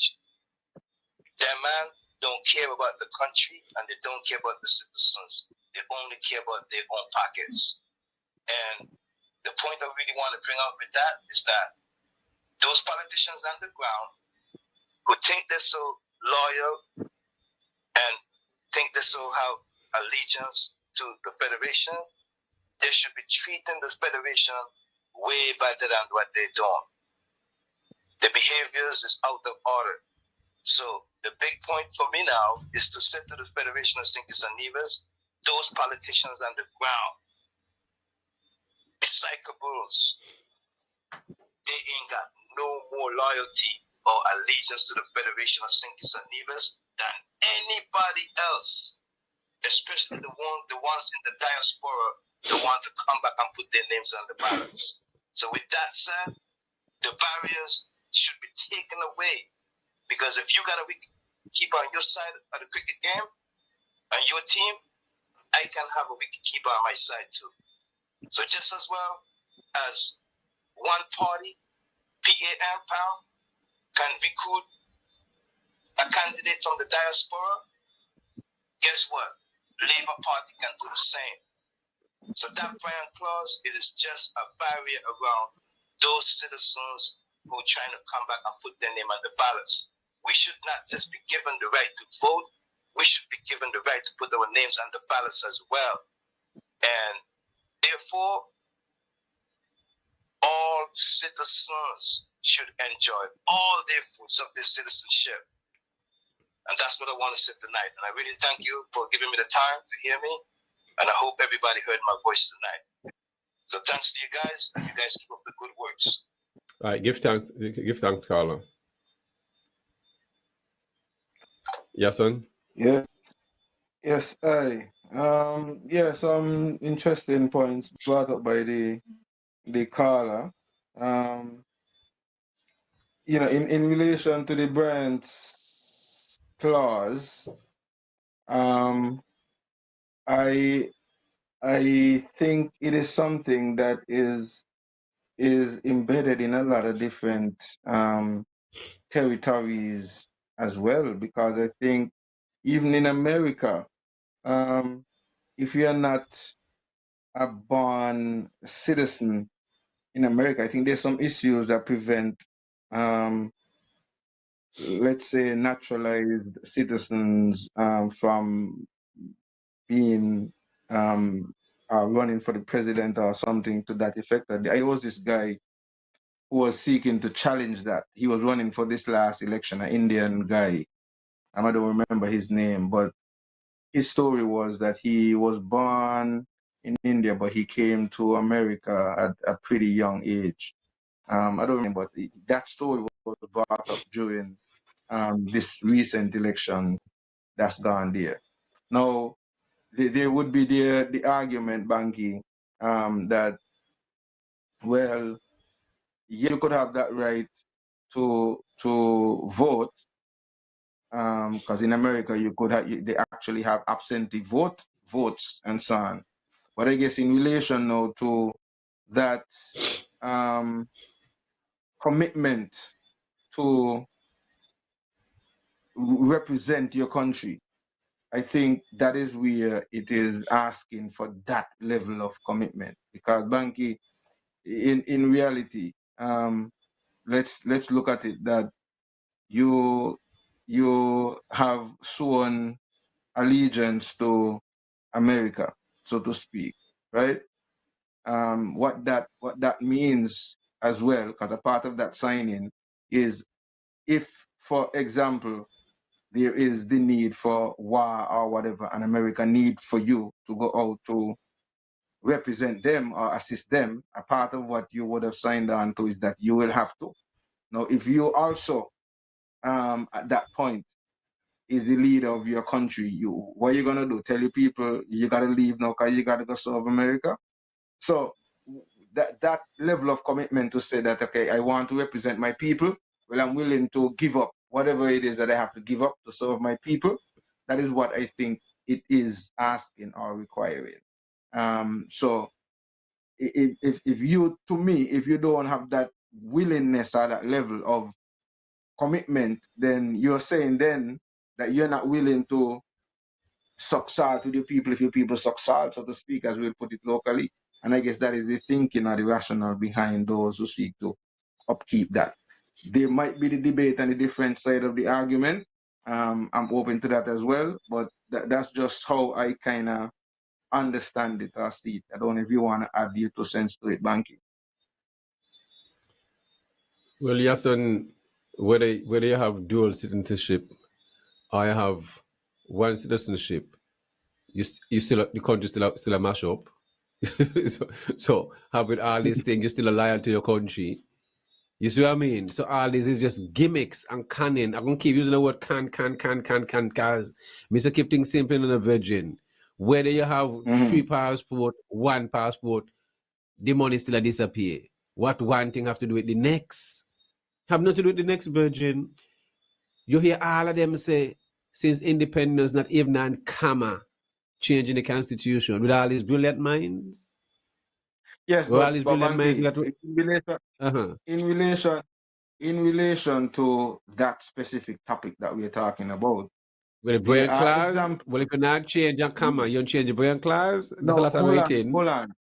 No, you say I hear the point that you're saying, but the reality Yes. is all those who are in power right now and who were in Mm-hmm. power over all these years would have had to Mm-hmm. make certain adjustments because they're ministers who would have had dual citizenship and would have had to make that decision Me to hear give that, it you know, up your son. Me hear that, you know. Me in hear an effort that. to serve their nation, and so they would have done that.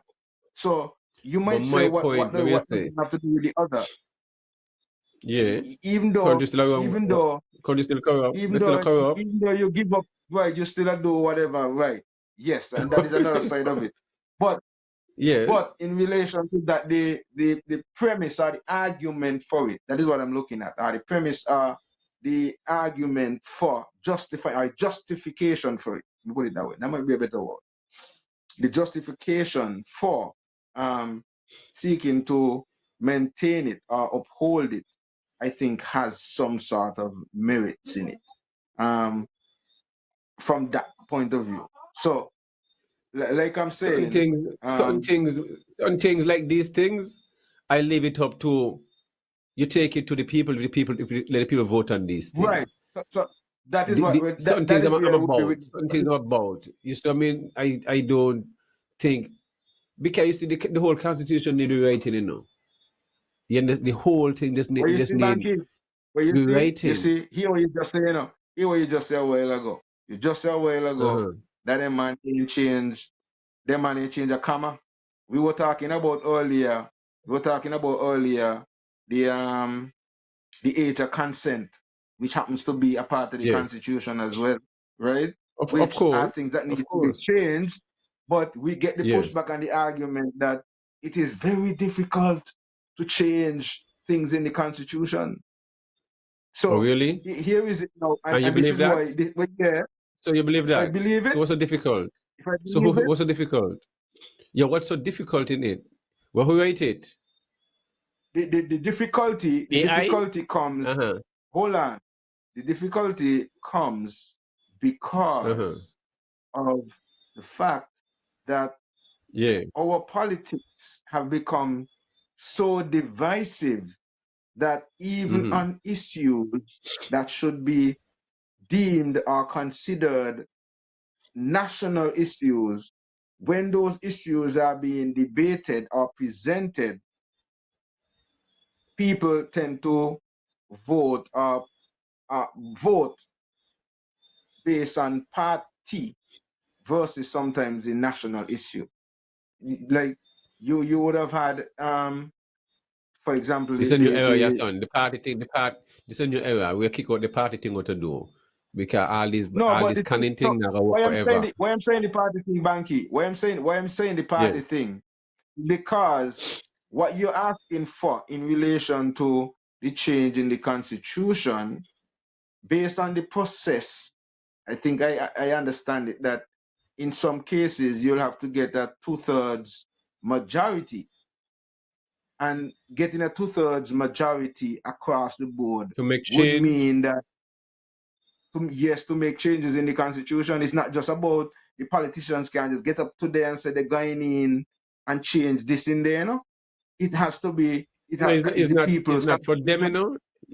It's the people that consult and the people have a say. These are simple things, And Virgin. the say comes in what they call a referendum.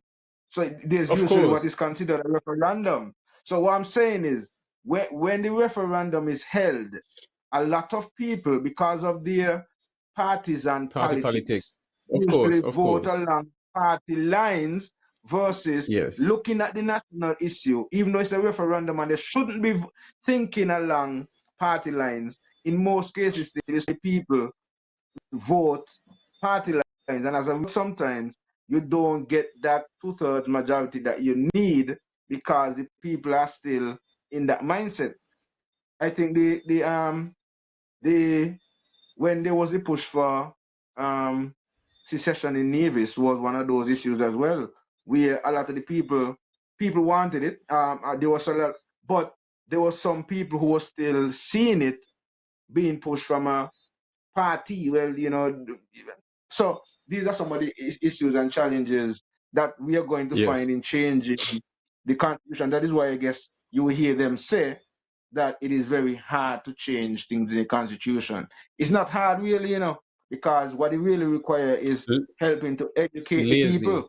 But no, when you educate, no, Laziness. it's supposed to be lazy, it's supposed to be lazy banky. When you educate the people and the people get wise, then it means that the people are going to realize, as you say, it's a con. And they don't want the people to realize that it's a con. So So that you is part think of the issue as well. you think the masses you speak to every day don't know they're being canned? You think they don't know they're being canned? The evidence shows that they don't feel so.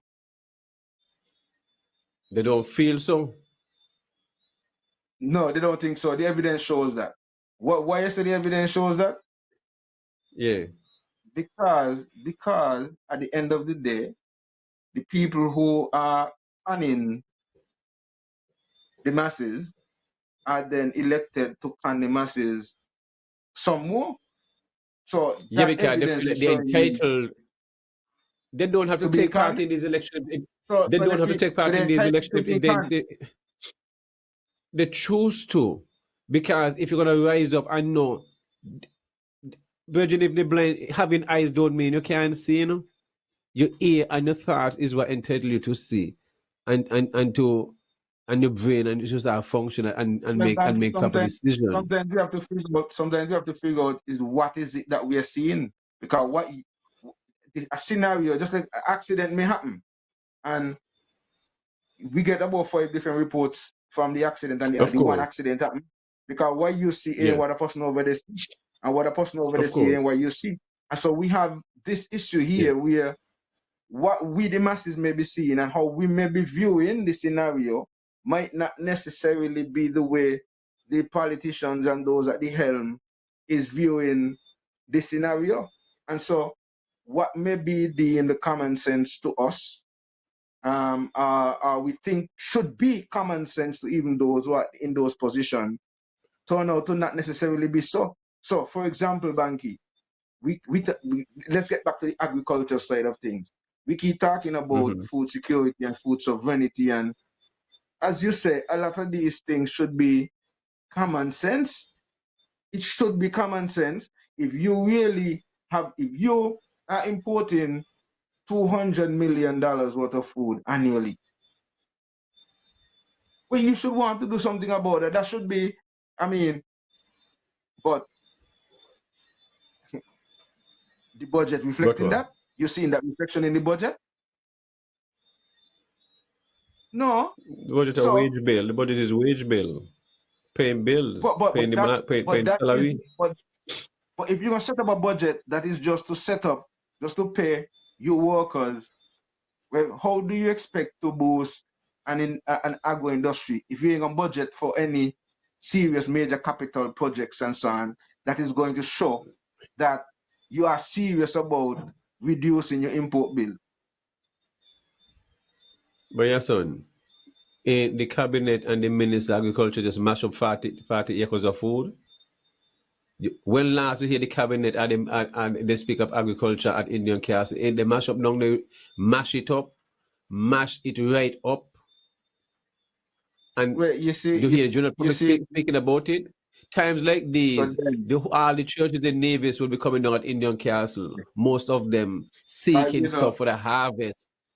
No, this is what it is. You understand that So it was the so joy of then Nevis and every community. So how on earth, and these are people, you know, one Vibes Cartel and Cartel they sing a song, but yet you lower a government to match up 40 acres of food, and the church them there's nothing wrong with these things, and the general public there's nothing wrong with these things. So who a fool who? So Cartel may put on food. are you telling me? Okay, So all so right. you see why I say it seems like common sense is not so common anymore because you're pointing out these things, you know.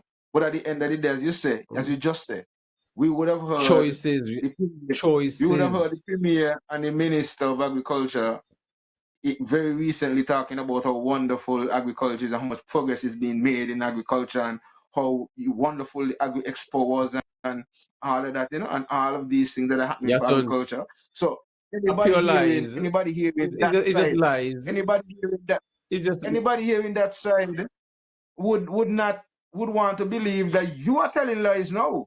The things that you're talking about me, now is me not the have truth. I have reason to tell a lie. No, Why no, should I no. tell lie? I have no Me not say you're reason lying, to. you know. I'm not saying that you Of are. course. Here's what I am saying. I am saying, Yes. based on what we would hear from the Mm-hmm. Premier and the Ministry of Agriculture via the But they minister. don't know better. They don't know better. They're just giving a news because it's for the camera.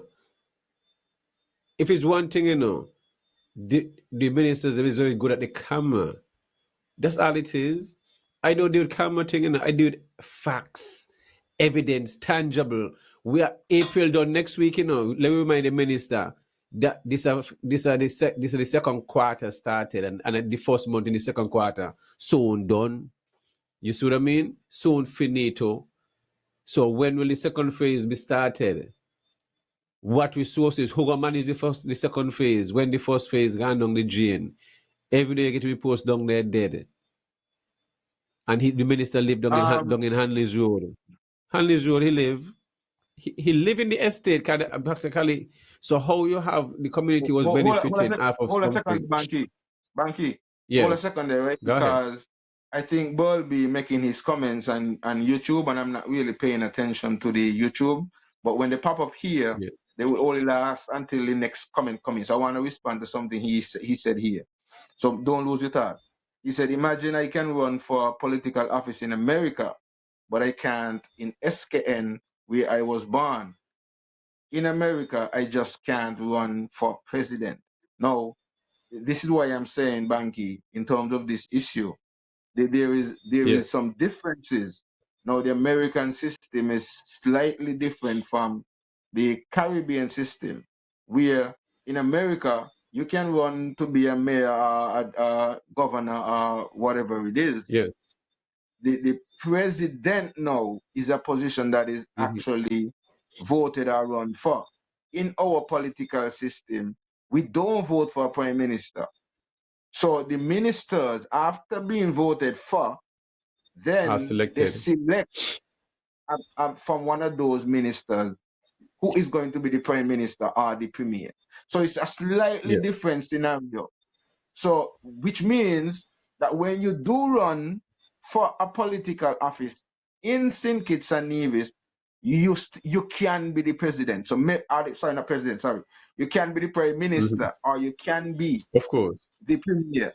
So, that is Yes. why I guess whatever stipulation is placed right there so that it prevents you from being that. So, Balby, I hope that kind of helped to clarify a little bit of, that for you. Banky, back to what you were saying in terms of agriculture and the seriousness. Um, yeah, I don't know if you remember your point, but you could continue from there. If not, then I Yeah, could. but yes, you just the agriculture opener just the expo just went. Ain't nothing was there. If they had 1,000 pound of watermelon, they had plenty. Not because watermelon them big. If they have 1,500, if you say 2,000 pound of melon, that's the melon. Ain't nothing come out of Indian cows for the last two set of open day, and the minister is the one who put his best friend down there. You see what I mean? Okay, before I continue, let me big up a show that come on every Sunday on Freedom, another radio station in St. Kitts. Mind, Body, and Soul by Julie Charles, hosted by Julie Charles. Now she bring on board Garfield, Dr. Garfield Alexander, and they had a guest there for the last 3 shows, Dr. Joy Woodley. I forget the last. I think she have a next name added to it for her husband. Sorry, I don't remember the last name, but she's the first chief female surgeon at our hospital. And things you hear me speak about here, things that other people go to the civil service because of the human bad-minded people in position. I'm happy to hear people like these doctors and professionals come out when they come back from school. The fight they get in their own place, still going to the civil service from people in position. And that's the sad thing about it. The structure of our civil service and our private sector need to change, my brethren. Our obstacles are not animals and health. Our obstacles are the human resource. The same people who are talking about married to the job, and when your son come back out of college or whatever, no, your son, me used to work, come to work, well, your son have to go work too. No, and your son have to go. Stupidness, it is embracing you. And that is, and then after big up Joni for Jamie for playing the show over this Tuesday again morning, because it's important to play these things.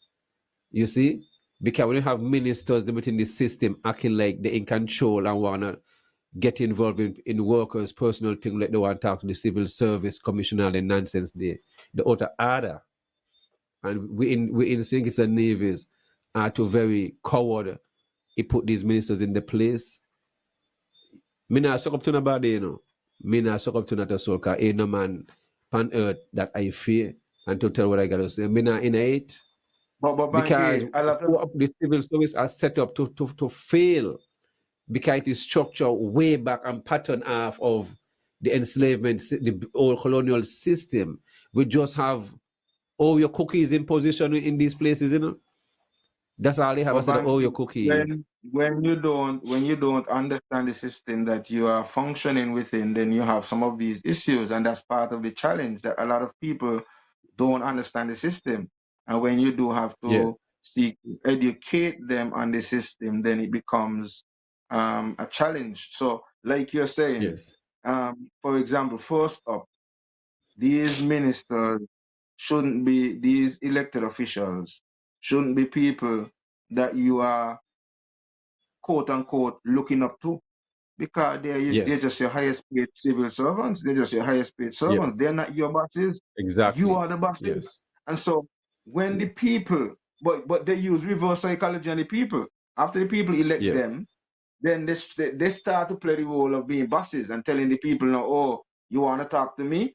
You gotta make an appointment with my secretary, and then you outside Yes. my door out here for 3-4 hours, and I even forget you. I pretend that I forget Of you, course. right?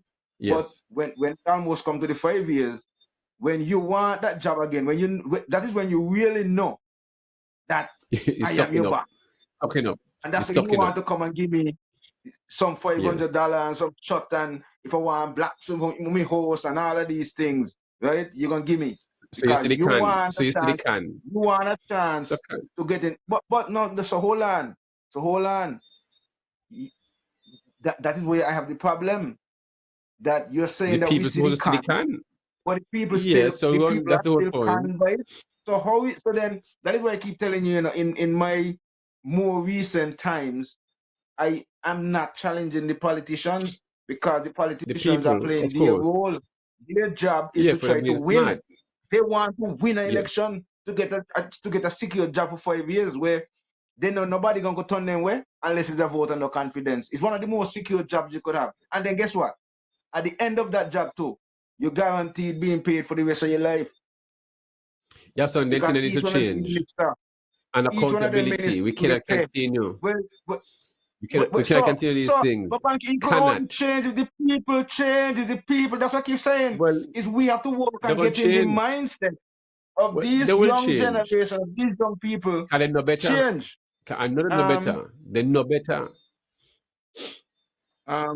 Okay, so my Virgin was saying, back to Bobby Jones, that's exactly what I was saying, Banky, the country is still corrupt and the money is still disappearing. So what? No. These politicians on the ground don't have any more loyalty or allegiance than anyone else.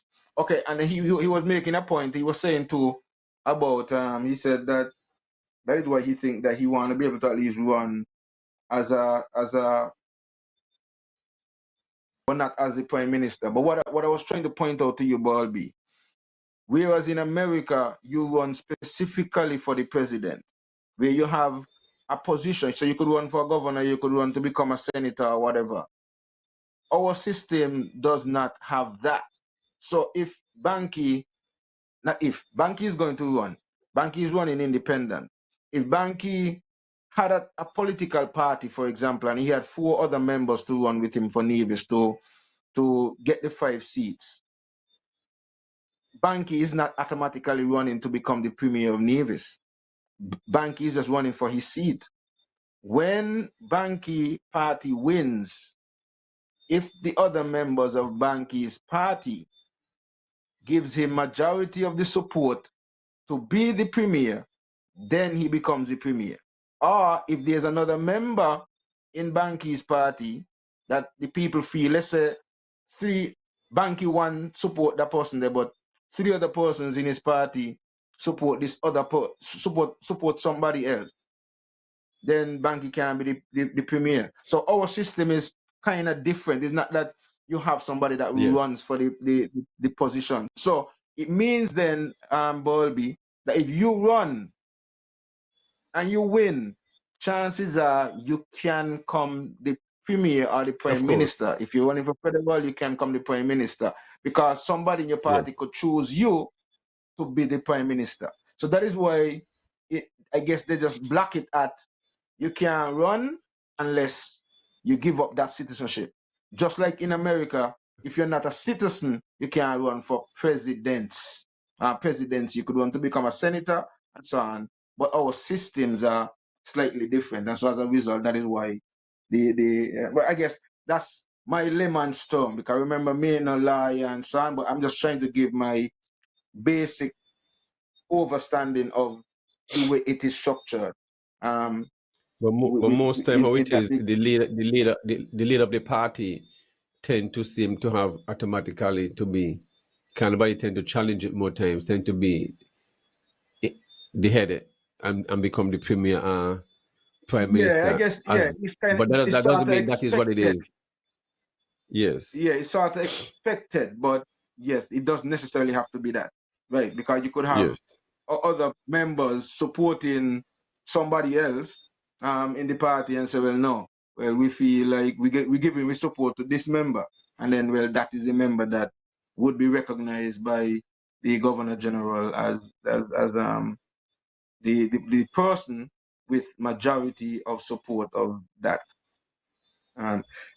political party. Banky, okay, we almost on the 2-hour dot, but I'm gonna just drop in this other clip as we wrap up. Well, okay, before dropping in this clip here, back on the local scene a little bit. There is a suit case. I am not going to say much about it because there's not much to be said anyway, because there's not much in the public arena. Where the prime minister is suing a member of the public for certain things that was said or alleged to be have said in relation to the prime minister. I would have listened to. Well, there are lots of. I'm bringing it to the fore because it is topical, and this is the topics, and so there's a lot of different, talk around it. People saying, you know, what I mean, it's the leader is to thin skin, and some people saying the party and a whole lot of members in the party to thin skin, and all of these things and so on. However, the prime minister would have been on Freedom earlier on today and would have given his, because the question was asked to him specifically in relation to that, and he was saying that he is one who supports freedom of speech. As a politician, he expects, well, not just as a politician, as a public figure, so to speak, in the public sphere, and as a politician, you would expect people saying all kind of things. And he said that people say a lot of things about him, people say a lot of things about other politicians and so on, and he let it slide and so on. But it is when it comes to slander, that is where I guess he draw the line. Also, he mentioned a case where somebody or some journalist sought to attack his son and put his son in a story, and he went and defended his son in that case and so on, and dealt with the story. So that I guess is what he is pointing out. It's not that it is just something that is said, but he's actually urging people to be free, oppose and whatever. But when you draw the line is when you're going to slander or defame people, and he went into explaining certain things and how it plays out as an official traveling. Where I think he was talking about something he was accused of. I'm not sure if it was, I think it was something to do with the ECCB and the building and so on, and some story was put out and so on. And out there, when you go out and so on, and people, like when you're going to check into certain places or whatever, they're going to do due diligence checks and so on. When they do, apart of they do diligence, some of these stories are going to pop up as well. Like if right now you go and Google search or whatever, and you're going to find an article that says the prime minister is corrupt, is dealt in corruption and whatever. So the implications of these things and so on, in his explanation, is what he was seeking to address in seeking to put a stop to this. Another angle that he plays on, which all of this is based on what he is saying. I don't know if there's any truth or let me not say truth, but any what's the legal term? Anything to substantiate that Yes. the claims that he was making, in the sense that politicians and some persons out there in society would want to say certain things, but sometimes they use other people to say it because they know that probably they could get sued or whatever, but they don't do it themselves. But they give somebody else to post it, right? And now when that person now gets sued or whatever, they're not gonna have to go deal with the court and so on. So those are some of the things that he was highlighting, why he was claiming that he did what he did in an effort to try to, address that scenario. I don't know if you want to weigh in your 2 cents on it as well too before we get into this clip here. Well, once they getting, as you said, they're getting involved personal with his children and stuff like that. So that's totally different. But apart with him, and he's saying when they're going to do dividends, certain things now go stick because the PM know better than that. But apart from those things, once you get the children involved, you ain't got to take on a lot of things. But everybody see things different. You know what I'm saying? You'll expect you'll have people go make up stuff and that kind of something. Virgin, the more the things they say about about Douglas and all this and that and one ton of things and whatever and Dougie, you know see. So they hit up under pressure. Once they're not attacking his son in a sense, then for but he personally shouldn't worry about other stuff. There's too much on the agenda we should be focused on. The other part, Banky, the other part is remember in the past, and I think that was kind of brought up as well in the discussion today too. In the past, you wouldn't have had the prevalence of social media and so on like it is today. And people were not into things like that. So even when they were trying what and maybe Dougie or whatever, certain things might just say and it brush off, but it would not have been in circulation or would have gotten the kind of view and traffic and so on as it is today. So you're dealing with a different era, and you also have to deal with a lot of AI fake things and all kind of different things and so on. And so yes, you really kind of have to take certain actions in these times within these realms. So not that, and don't get me wrong, because I'm not trying Yeah, to but justify this specific, whichever state you live in, because hold on, even when you're talking about let me Doug, clear, yes, yeah, let me clear myself here, because I don't want people yes, to think that I am saying that I am justifying the prime minister's claim to sue this particular person, right? I am just hmm, looking at, as I said, the scenario and what he would have said, and just analyzing what he would have said. And I guess that is what we are kind of basically doing right now. Um, yes, Banky, but like I said, with social media, right, in these times, um, the game, the game out there is a little bit different. And if you really analyze it right now, Banky, even with the politics right now, the politics has become a kind of social media war right now, and social media is part of what they're using now as their tools and mechanisms to campaign and so on. And so you should expect, if the battlefield has changed, right? You have to expect certain things to change upon the battlefield as well. And so this is how it is going to be played out. Um, Sadly so. But Banky, at the same time too, right? Our people, I with freedom of speech, yes, there is a level of consequence as well. And this is why I say, for me, um, personally, we as the people have to understand our positions, right? And realize, look, these people, these people who we elect are our servants. We have the right to challenge them and critique them in relation to their jobs or their responsibilities and what they vow to do and what they put in their manifesto and what they say they're going to do and what they should be doing and so on. You don't have to get personal. You don't have to get into their personal life and get all emotional. Some people do that, and I think that is where I guess you're talking about drawing the line, because well, some really thin skin for true. Because even when you do challenge them on the things that you should challenge them on, they get offended, right? yes, However, for me, I don't have a problem with that, because I have a problem with that you get offended when I challenge you on your job.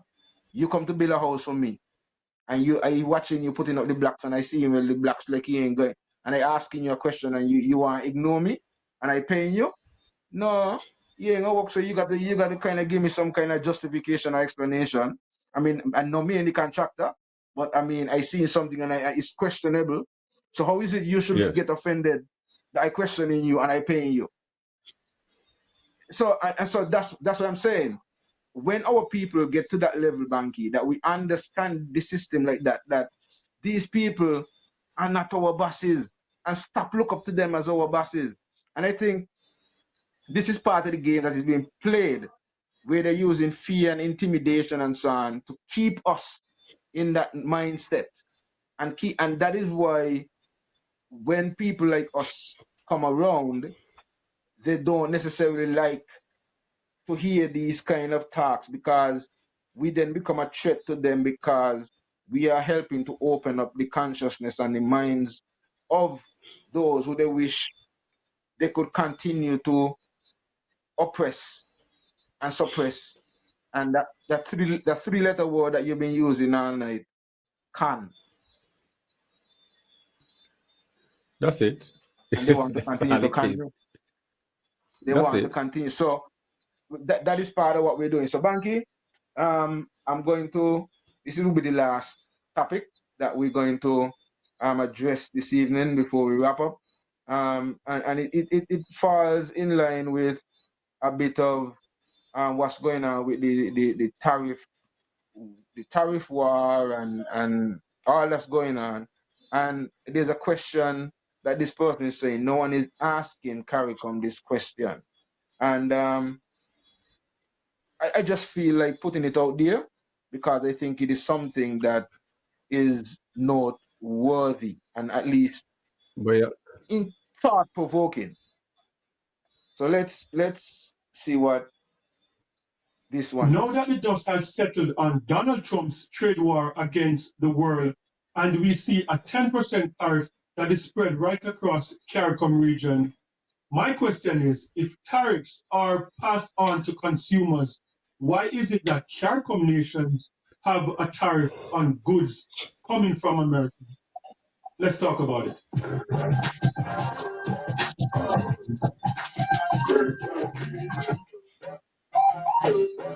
One of the things I must say I love about this platform is that it gives us the opportunity to communicate with each other right across the Caribbean and in the diaspora in real time. And this gives us an opportunity to learn from each other right across the Caribbean and to have a dialogue. And over the weekend, a business person, reached out to me from the Caribbean, and during that conversation, we spoke about this whole trade war and the negative impact that this could have on the Caribbean. And we spoke about Donald Trump's reciprocal tariff, meaning Donald Trump stating that, look, he's reciprocating what is done to America. So if you charge me 10%, I'm going to charge you 10%. If you charge me 40%, I'm going to charge you 40%. And what came out of that conversation is that the whole idea of tariff, that a lot of us were learning about tariff because of this trade war. And one of the main points of tariff is that it is right across the board said that, look, tariff is passed on to the consumer. So tariff itself is like an extra tax.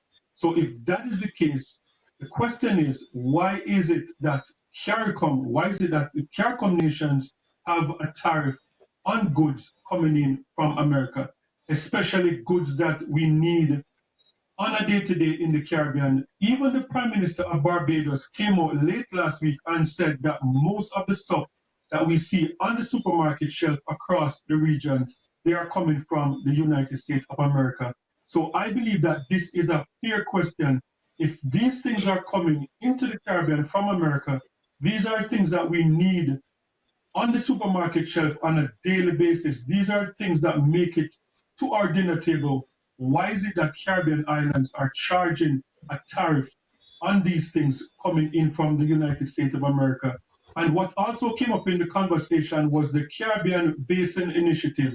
And the Caribbean Basin Initiative, Andrew Holness, the Prime Minister of Jamaica, came out recently and said, look, most of the things that are on that list, 90% are of the things that are exported to America from the region are a part of the Caribbean Basin Initiative. That means up to 90% of things that are exported to America from the Caribbean, they go into America tariff-free, duty-free. So why is it that coming the other way, that the Caribbean islands impose a tariff on goods coming from America if up to 70% of what we need on our dinner table in the Caribbean is coming from America? And as I said, that is a fair question. And maybe there's a legitimate reason why the Caribbean islands have to impose a tariff or a duty on goods coming from America. But I believe that they need to be transparent and they need to tell the people in the Caribbean what is really going on. Because as someone, I've traveled the Caribbean, and last year I've traveled St. Vincent, Barbados, been to Jamaica earlier on. And one of the things that always stand out to me when traveling the Caribbean is that, as I said, I believe that about 80% of what is in the supermarket is not, up to 70 to 80%, not from the region. And whenever I look and I see brands in the Caribbean that I would see in Canada and in America, when you look at the prices of those brands in the Caribbean, it is very expensive. Okay, let's talk about barrel. I believe that packing barrel is a part of Caribbean culture. And sometimes, for people who live in the diaspora can attest to this, sometimes you spend months packing a barrel and it would cost you, like, say, up to $300 to pack a barrel if you're going to send back to, like, Jamaica or to St. Vincent. And you pack that barrel and you send that barrel, you pay to ship the barrel, and when you go to clear it from the ports, you have to pay almost another $300 to take, and that makes absolutely no sense because we're talking about food.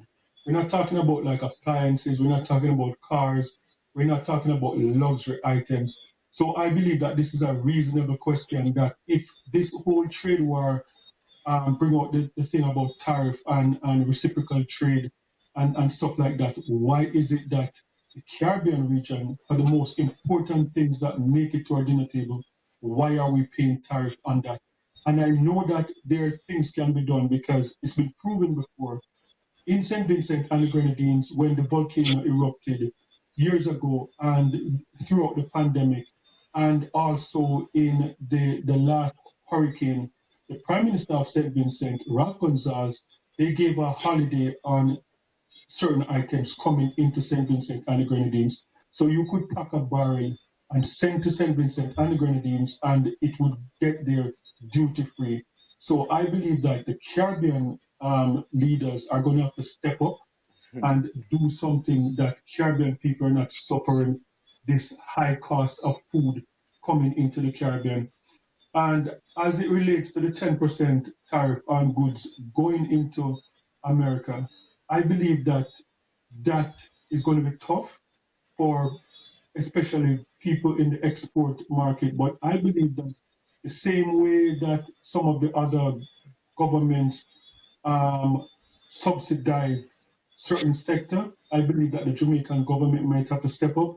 The government in Trinidad and Tobago, because I know Trinidad and Tobago is another big exporter to America. I know Guyana. So I believe that the government might have to step up and subsidize some of these businesses export to America.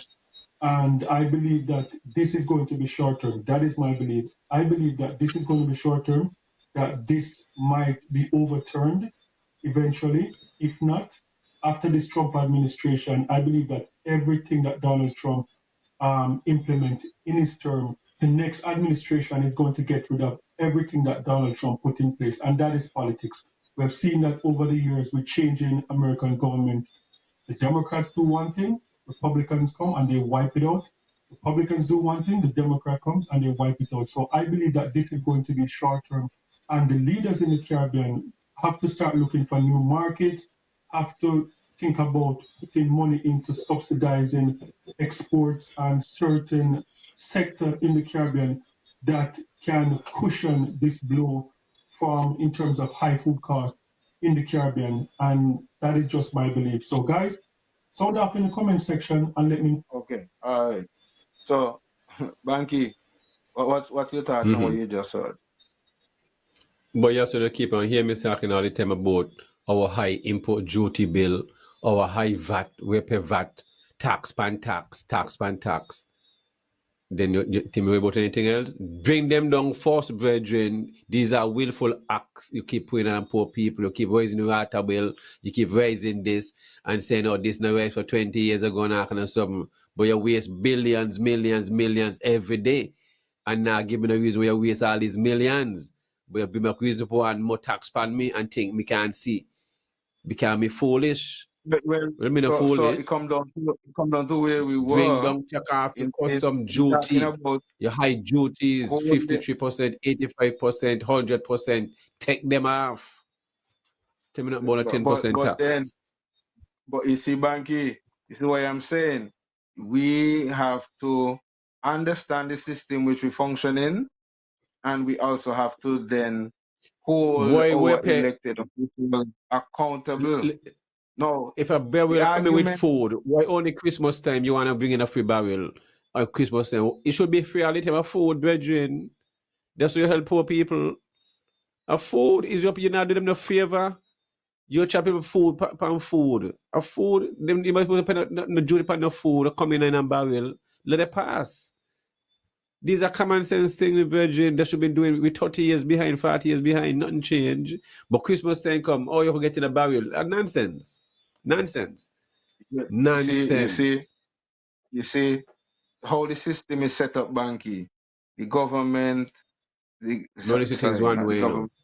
Me only see things one way. The cabinet makes their revenue by collecting taxes. That's their main way of generating. provide money. work, provide employment, make a sustainable, But provide a country when cannot they run if employ not a construction go on, you know. when they A employ the country cannot people, run if where they you gonna got pay them bill? construction going on. No, the private sector have to do with them, but create work. That's the whole point. Put money in places where a man like you, as Adol, a Maki, a young farmer like Chris, and somebody else can go and borrow $2 million, $3 million, whatever it is. That's how things go. You're gonna have to hire people. They're gonna buy equipment. They're gonna pay more tax. Cause they're gonna spend more money, so money gonna circulate. What all the degree they have in finance, they're not to run a country. You must inject money into an economy to boost it, because if something costs $1, me not got $1 to me still can't buy it. That's just the reality. But you're gonna build out banks, you're gonna build out all these big corporations and gonna tell me nonsense. Nobody could fool me. Me no want to hear it. Me no want to hear it, your son. I know better. So me no want to hear it. You see, just in Burkina Faso, everything I want smooth, I don't want to see. I don't want any excuse. You see me tell you, I don't want any excuses. Your son, you just the 40 acres just gone on the drain. So you tell me invest in just gone on the drain of food. So how you come to me, must take you serious? Well, how you gonna convince me that? You just mash up a hospital, just decide you get somebody hospital to build. Millions upon millions gone on the drain. But who gonna correct that? Taxpayers' money again. Then you charge me tax for your failure. You just keep every time you fail and do it corrupt, wrong thing to put money in somebody's pocket. You're gonna charge me tax pan tax. All right, okay. Cause you're brilliant and I can speak well. All right. Well, me I hold you accountable, be brethren. Me I hold you accountable. Okay?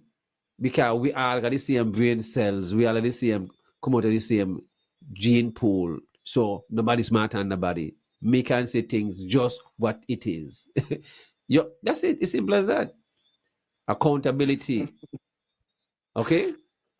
That's it. Banky, you know, it Me it not is change my song, you know. Me always sing the same thing over and over, you know. I sing in the same no chorus over and over. Not me change the why you change chorus. it. Why you change it, because it's not that I disagree with you, you know. It's just that sometimes as we are having the conversation, we ain't dealing with the devil here, but somebody got to be the advocate, you know what I mean? The most high Of advocate, course. you know, to Yes. drop in, and you know, if we are talking and we're saying the same thing, you know what I mean, and I just saying No, no, no, yes and no. I agree, you Of know, that's course. not realistic, you know. So I still have to be able to But I want to be use the other challenged, you know. side. I want the general public, as the journal. Every time I No, walk in but the that's street, the why. journal public say, boy, you said everywhere I take, I just say go. Because we know better. Well, Because in so one man tell then me to when know. you do that, when you do Yes. that now, when you present the other side now, so you give them the other side of the thinking as well. Okay, this is how the people thinking, and this is how maybe the Of politician course. thinking, and so we get people to Yes. look at all of the different angles, and that's what we're seeking to do with the topics. You know, Yes, and somebody let may me come say in and this. they have a different. Uh-huh. In one person I interact with on the sinking side, on the navy side, in outside the navies, even in the premier cabinet, even the premier itself, even the minister of agriculture, education, none of them feel good about the hospital in Newcastle. That's the honest opinion. Ain't no division feel good about these things. That's why they not talk about it. All them do about the whole the belly. You your belly out, you rub your belly. That's all them do rub their belly. They don't know what to do and I moan. That's the reality. These are things you can't hide, you know. And they would not be forgiven for these things. That's why one is the second phase start. Because one is so much heart. The minute the cabinet have to go start take up taxpayers' Banky, money when they me mash ain't up convinced enough. something. You ain't Well, go man, convince want to me. see. You ain't go I no, want no. to see. You go convince me. You go convince me differently Uh-huh. that these people are bad. No, not about the face too, you know. Better about you tell me that you Right. talk to these people and people in the cabinet are bad, so they're not happy about the hospital and then happy about the 40 acres and whatever. Me not convinced. Me not convinced You're not convinced? No, because at the end of the day, as you said, they ain't talking about it. Okay. Nothing happening, and everybody's talking that this is the best Best one. happening for Nevis right Who now. said that? The best government for Nevis right now. The lying. Who I'm lying? All the Why? lying. Yeah. The vote says so. The votes say so. So until the votes tell me Yes, sir. something different, me convinced. You understand? That's what I'm The saying. That's what I'm saying. lying. Me convinced unless the votes tell me so. Anyway, people, People you just know, want, we would yes, have you been go with you ahead.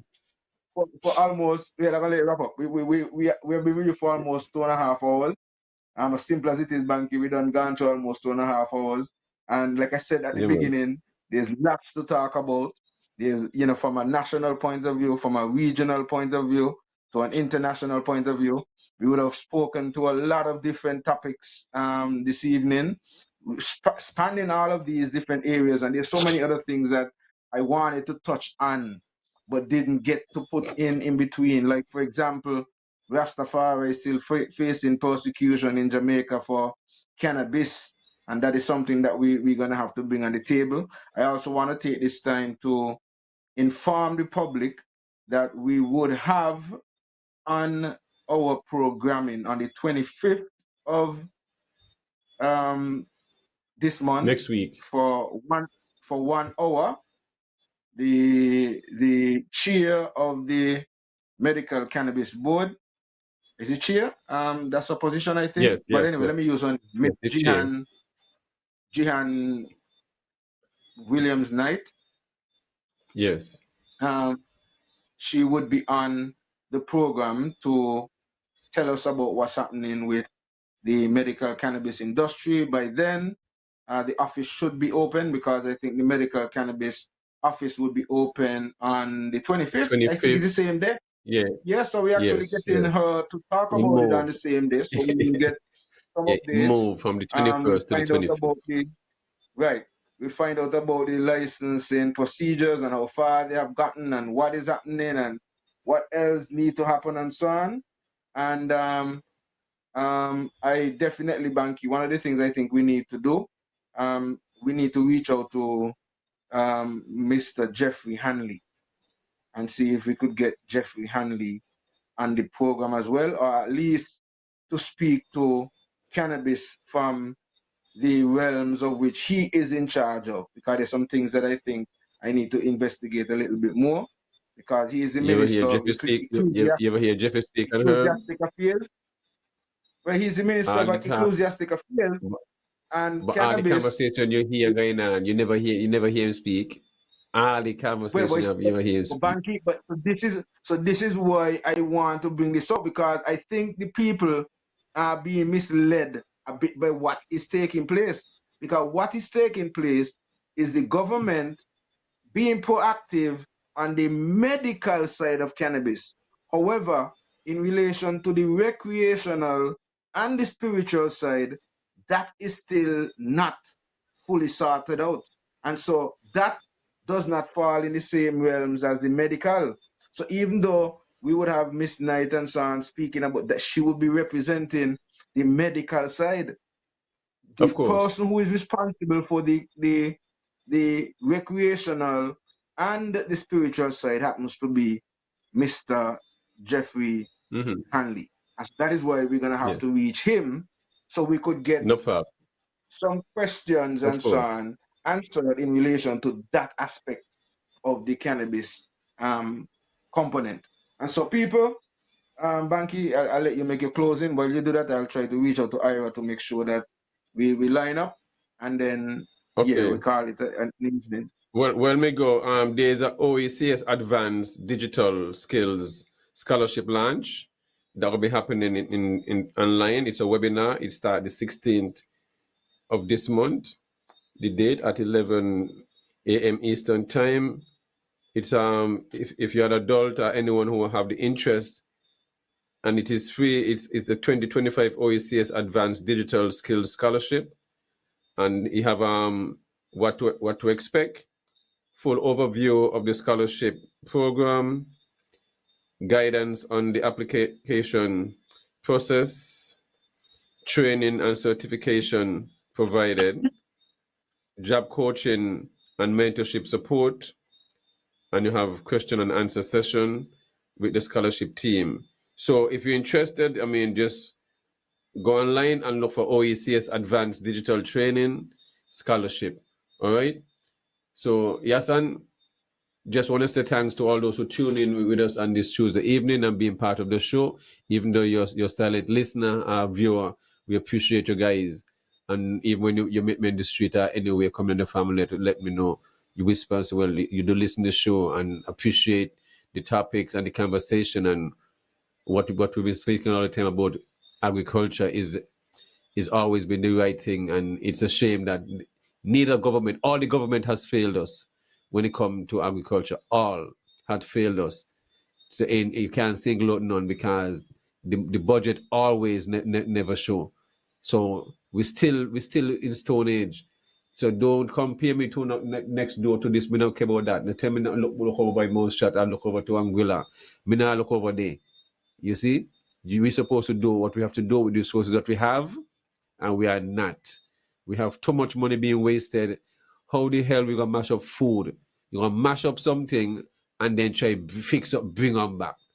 That don't make no sense. Banky, Them things don't make no I sense. keep telling you, Banky, I keep telling you, that, and this is why I say, when we're talking earlier and I talk about the way we see things and the way somebody else sees something is not the same.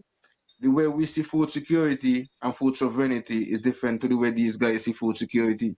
As long as the boats can come in and bring in food, they are food secured. So the they have a public problem sees so now too. because of the tariffs. So the problem that they they're have having problem now, and now. this is why. Okay. But That way it but is. look at it. But look at it. The problem is because of the tariff war and the fact that Trump is saying that he's gonna put on 100%, 100 and how much ever on ships made in China, and they know that this is going to affect $1.5 million automatically, and the ship back at the port. So this is why. So Banky, this is why I'm saying. This is why I'm saying we are not serious. So you see the PMC right today. We have an import things issue. are getting expensive. You see the PMC right. But here's it. He says things are getting expensive. Instead of seeking to empower our farmers to farm and put money more into manufacturing so that we could be making our own products and so on. Here is what they did. Here's what they're doing. They're shifting the import. So it's not that they're not going to import anymore. It's just that they're going to shift from importing from America to now import from Africa. Now, as I said, I welcome that. I don't have a problem with importing from our brothers and sisters. However, you would have made a better argument if you're telling me that you plan to take a 200 million or 400 million out of the CBI and invest in your agro processing sector, and that you're setting up your farmers to be in that position that they could sustain themselves. If you're telling me that, along with even making the move there, well, yeah. But to just tell me that, then you're just telling me you're solving your own problem, which is making sure that you could get the boats to bring the food to you. You're not really concerned about empowering the people to develop the agriculture. Where all the water come from? Where all the water come from? And then how much more chemicals you bring in Gomaxone and glyphosate and all these things you bring in to continue? Desalination plants come in and 9 wells are being dug in Nevis. Man, yeah, these are issues. You come with another story, man. So when all this slime and grime go back out in the ocean, how this gonna affect your coastline and your coral reefs and all these different stuff when you're pumping back all these things? And plus, remember, you only get 50% of what when it comes to reverse osmosis, So if you get 1 million gallon, you don't waste 1 million gallon of water too.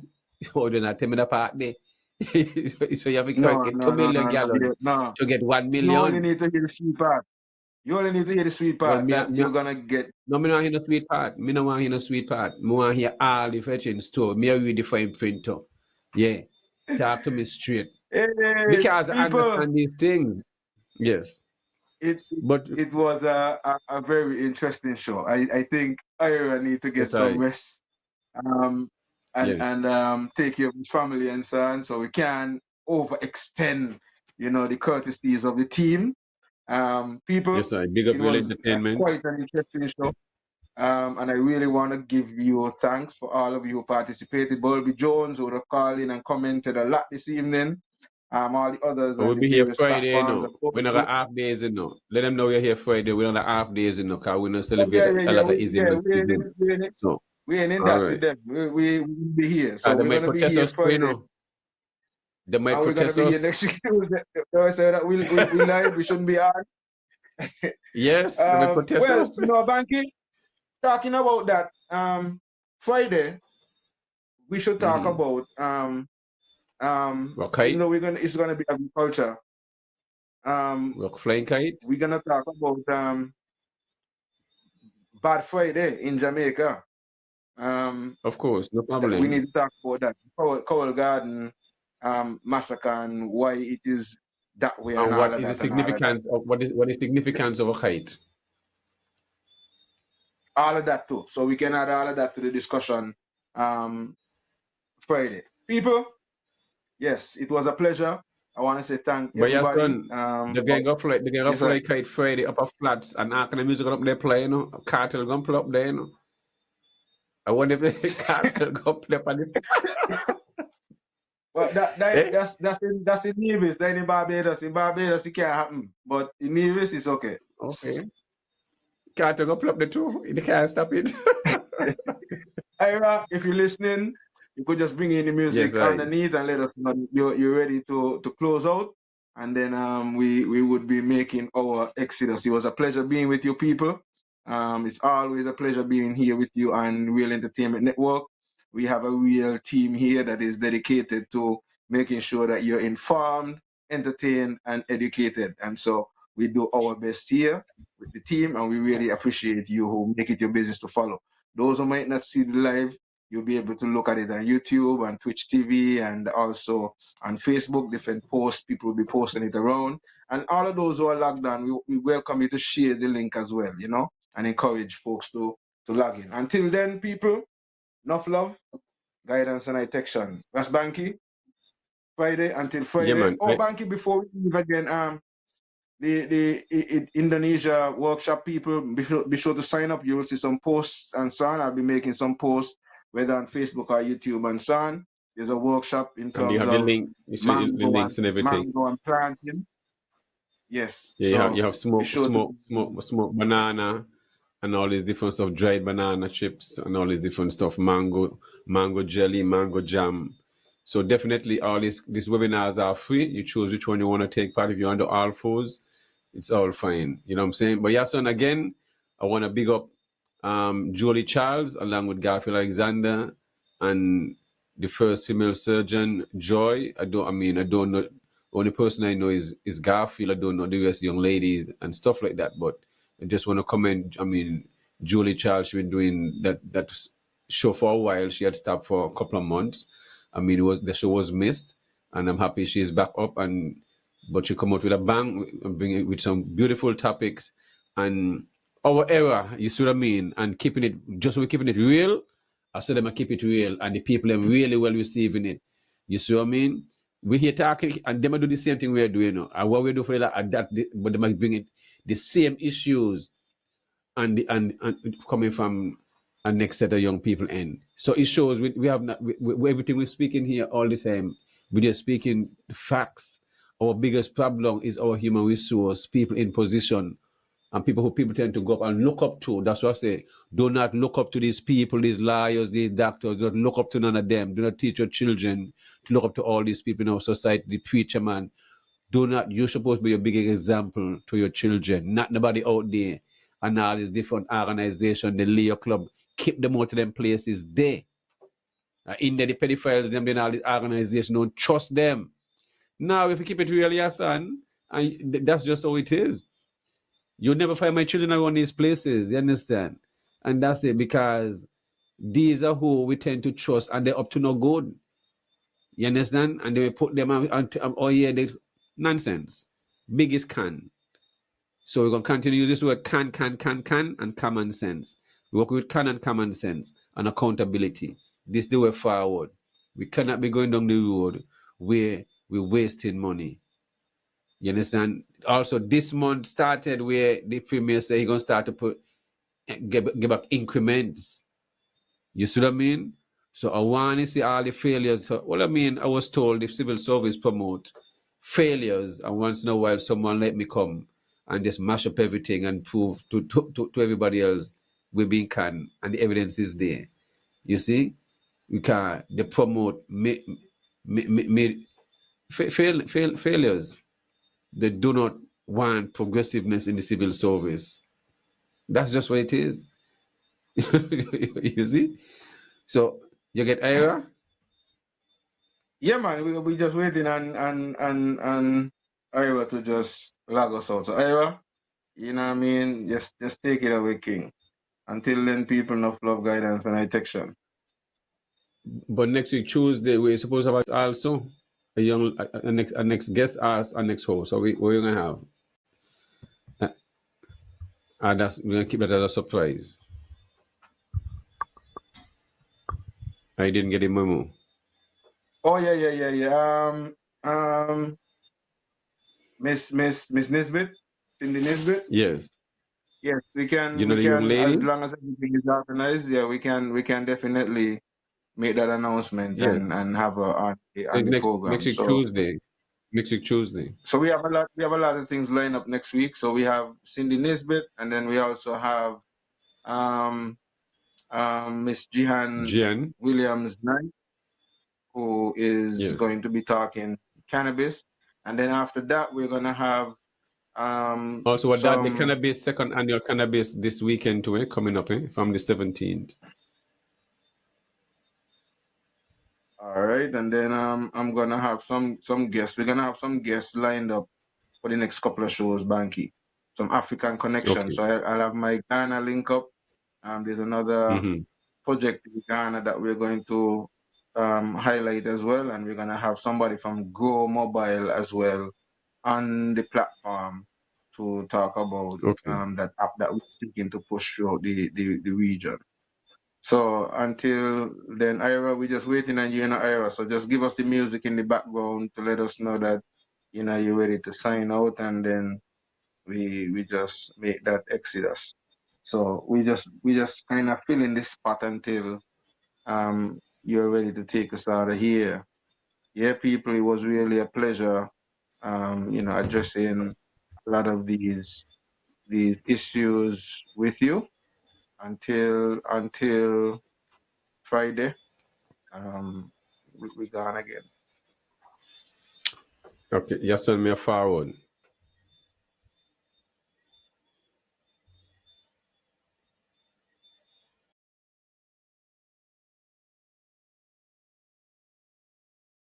Okay, so so we're just waiting for Master Control to take us out of here.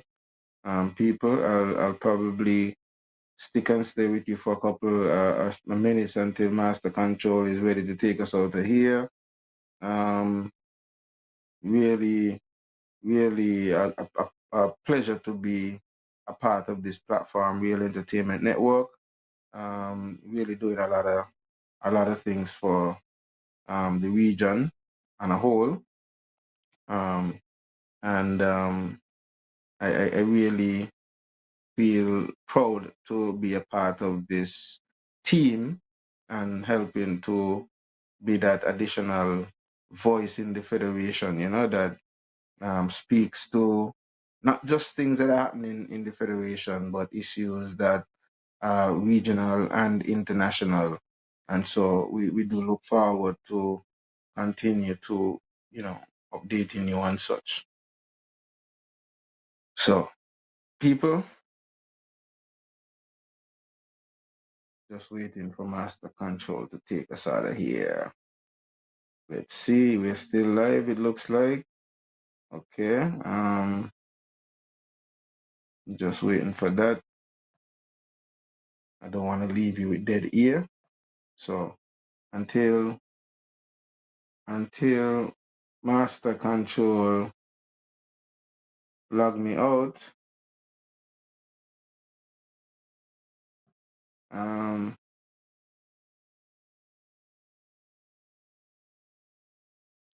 Only if you just sleep, boy. I just can't move from the baby right now, you know. When you have babies right now, babies might decide by, hey, it's daddy time right now, you know, I need daddy right now, so I can't move. Daddy can't move as much as daddy want to move. I want to go to sleep, and if I don't stay there, I'm not gonna sleep. So yeah, sometimes that's how it is when you're doing daddy duties, you know. Yeah, talking about that, yo, I got a little bit of work to do myself right now too. It's the sun is just setting here in my neck of the woods, and so yeah, I gotta do some things before my night ends. So people, yes, it was a pleasure, always a pleasure to be here with you. So seem as if my technician drop asleep, you know. The technician drop asleep on me, you know. And we spoke a little bit earlier, you know, like about maybe 5 minutes ago or so. No, 10 minutes ago or so. Yeah. All right, people. Um, wow. Yes. Mm-hmm. So until then, people, love and light. I want to also thank all those who support Tafari's Plant Nursery, all those who are buying the strawberry plants and the other plants. At this point, Shaba's Organics is our distribution center. So we have teamed up with Shaba's Organics. So any plants you really want from Tafari's Nursery, you don't necessarily have to travel all the way up to Fountain. You can now get your plants at Shaba's Organics. So you organize with Shaba's and you can get your plants. We are really pushing the Pet Plant Project 2025. You know, some people buy dogs and cats and other pets and so on, but you can buy a plant and pet it and take care of it, you know? Just like how you go on YouTube and you learn how to take care of your pet or animal and so on and what you need and so on. You can buy a plant and do the same thing. The other thing is if you take care of your plants, depending on what kind of tree it is, the food tree it is, you might be able to have something that your children and your grandchildren and even great grandchildren will be thanking you for generations to come. So, you know, invest in a plan. That's part of, you know, my effort in regards to food security. And we can't just talk about planting the tomato and you know peppers and you know short-term crops.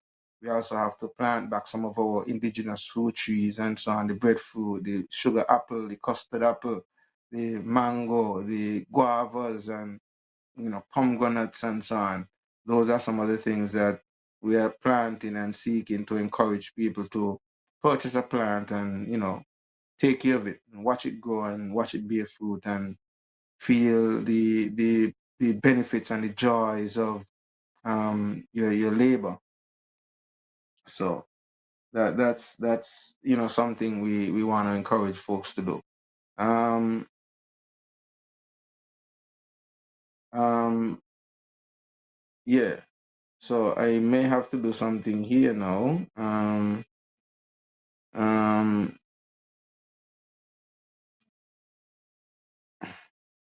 see if I could reach.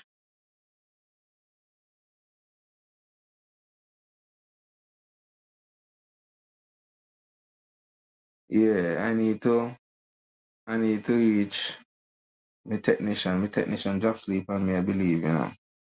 I believe my technician drop sleep on me by but yeah, let's see how that works out and see how soon that can work out. Um so I can make an exodus myself. Yes, we still live on Whale Entertainment Network. So yes, people, we are still live and we this is like history here in the moment. I don't think we have ever really done 3 hours, but we're almost doing a 3-hour show. But that's not the intent really at all. As we know that we're living in a time now where people have short attention span. You know, people really just want to see things 5 minutes and 10 minutes, and so nobody really want to look at anything that is more than an hour and so on. That's too long for them and so on, you know. So yeah, people, we do understand and we do appreciate that, but we really thought that this would have been organized and done a little bit earlier. But let's see how okay. I don't know. Yeah, we need to get this figured out. So let me see if I get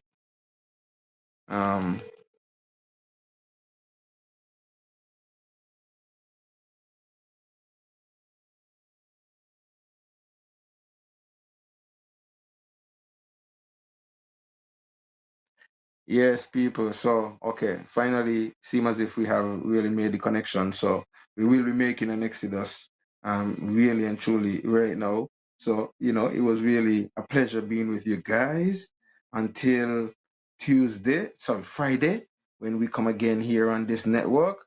We bid you goodbye, and a pleasant evening as we await our Exodus here on this edition of the Topics.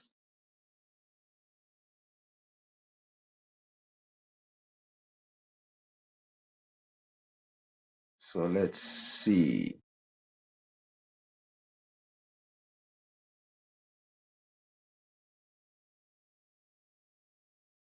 Nice. So Yenkofe, are you willing to go to Ghana? Are you people who are listening to us? We want to plan some trips to Ghana. There is festival. It happens to be around Culturama time. There is a festival and activity that I'll be posting. We're looking for folks who are thinking of doing something different to plan a trip around emancipation, and experience the emancipation celebrations in Ghana, which is something different. That's something that we are really looking to do. I'll be putting out some information shortly in that regards. And so we would be updating you on that as well. So that's something that we would have on the platform as well, to update people on that and the possibilities, and when we do get settled in terms of putting the actual dates and times and prices of the tickets and accommodation and transportation and all that. Yenkofe, which means let's go home in Ghana, deals with all that. I am the Caribbean ambassador for Yenkofe, and that is what we seek to do. So we organize for folks on the Ghana side of things. I guess I'll eventually have to work out things from my teams here in the Caribbean islands that do eventually join up and participate. But for now, I'll be having to have trips organized here on St. Kitts and Nevis, and so I'll be, looking to deal with travel, travel planners and travel organizers and so on to ensure that we make the trips, worth the while when people do come to visit our shores. So we really want to be able to make the Ghanaians very happy when they come to visit St. Kitts and Nevis and vice versa. So we take all of the hassle out of your trip to Ghana. We take care of the visa, requirements and all that. We take care of accommodation. We take care of transportation. We take care of your tickets. We take care of food and, places to go and visit while you're there, all that. So, folks, yes, the realities of visiting Ghana and the Caribbean is very much, very, very, very much achievable. And so let's seek to work on that as soon as we can. I have not seen any signal here that my technical team is ready to sign me out of here. So I am seeking to fill up the time with all of these little things that I'm mentioning at the end here. It's not you, it's me instead. I wanted to rock with you, roll with you. Said you was my baby girl.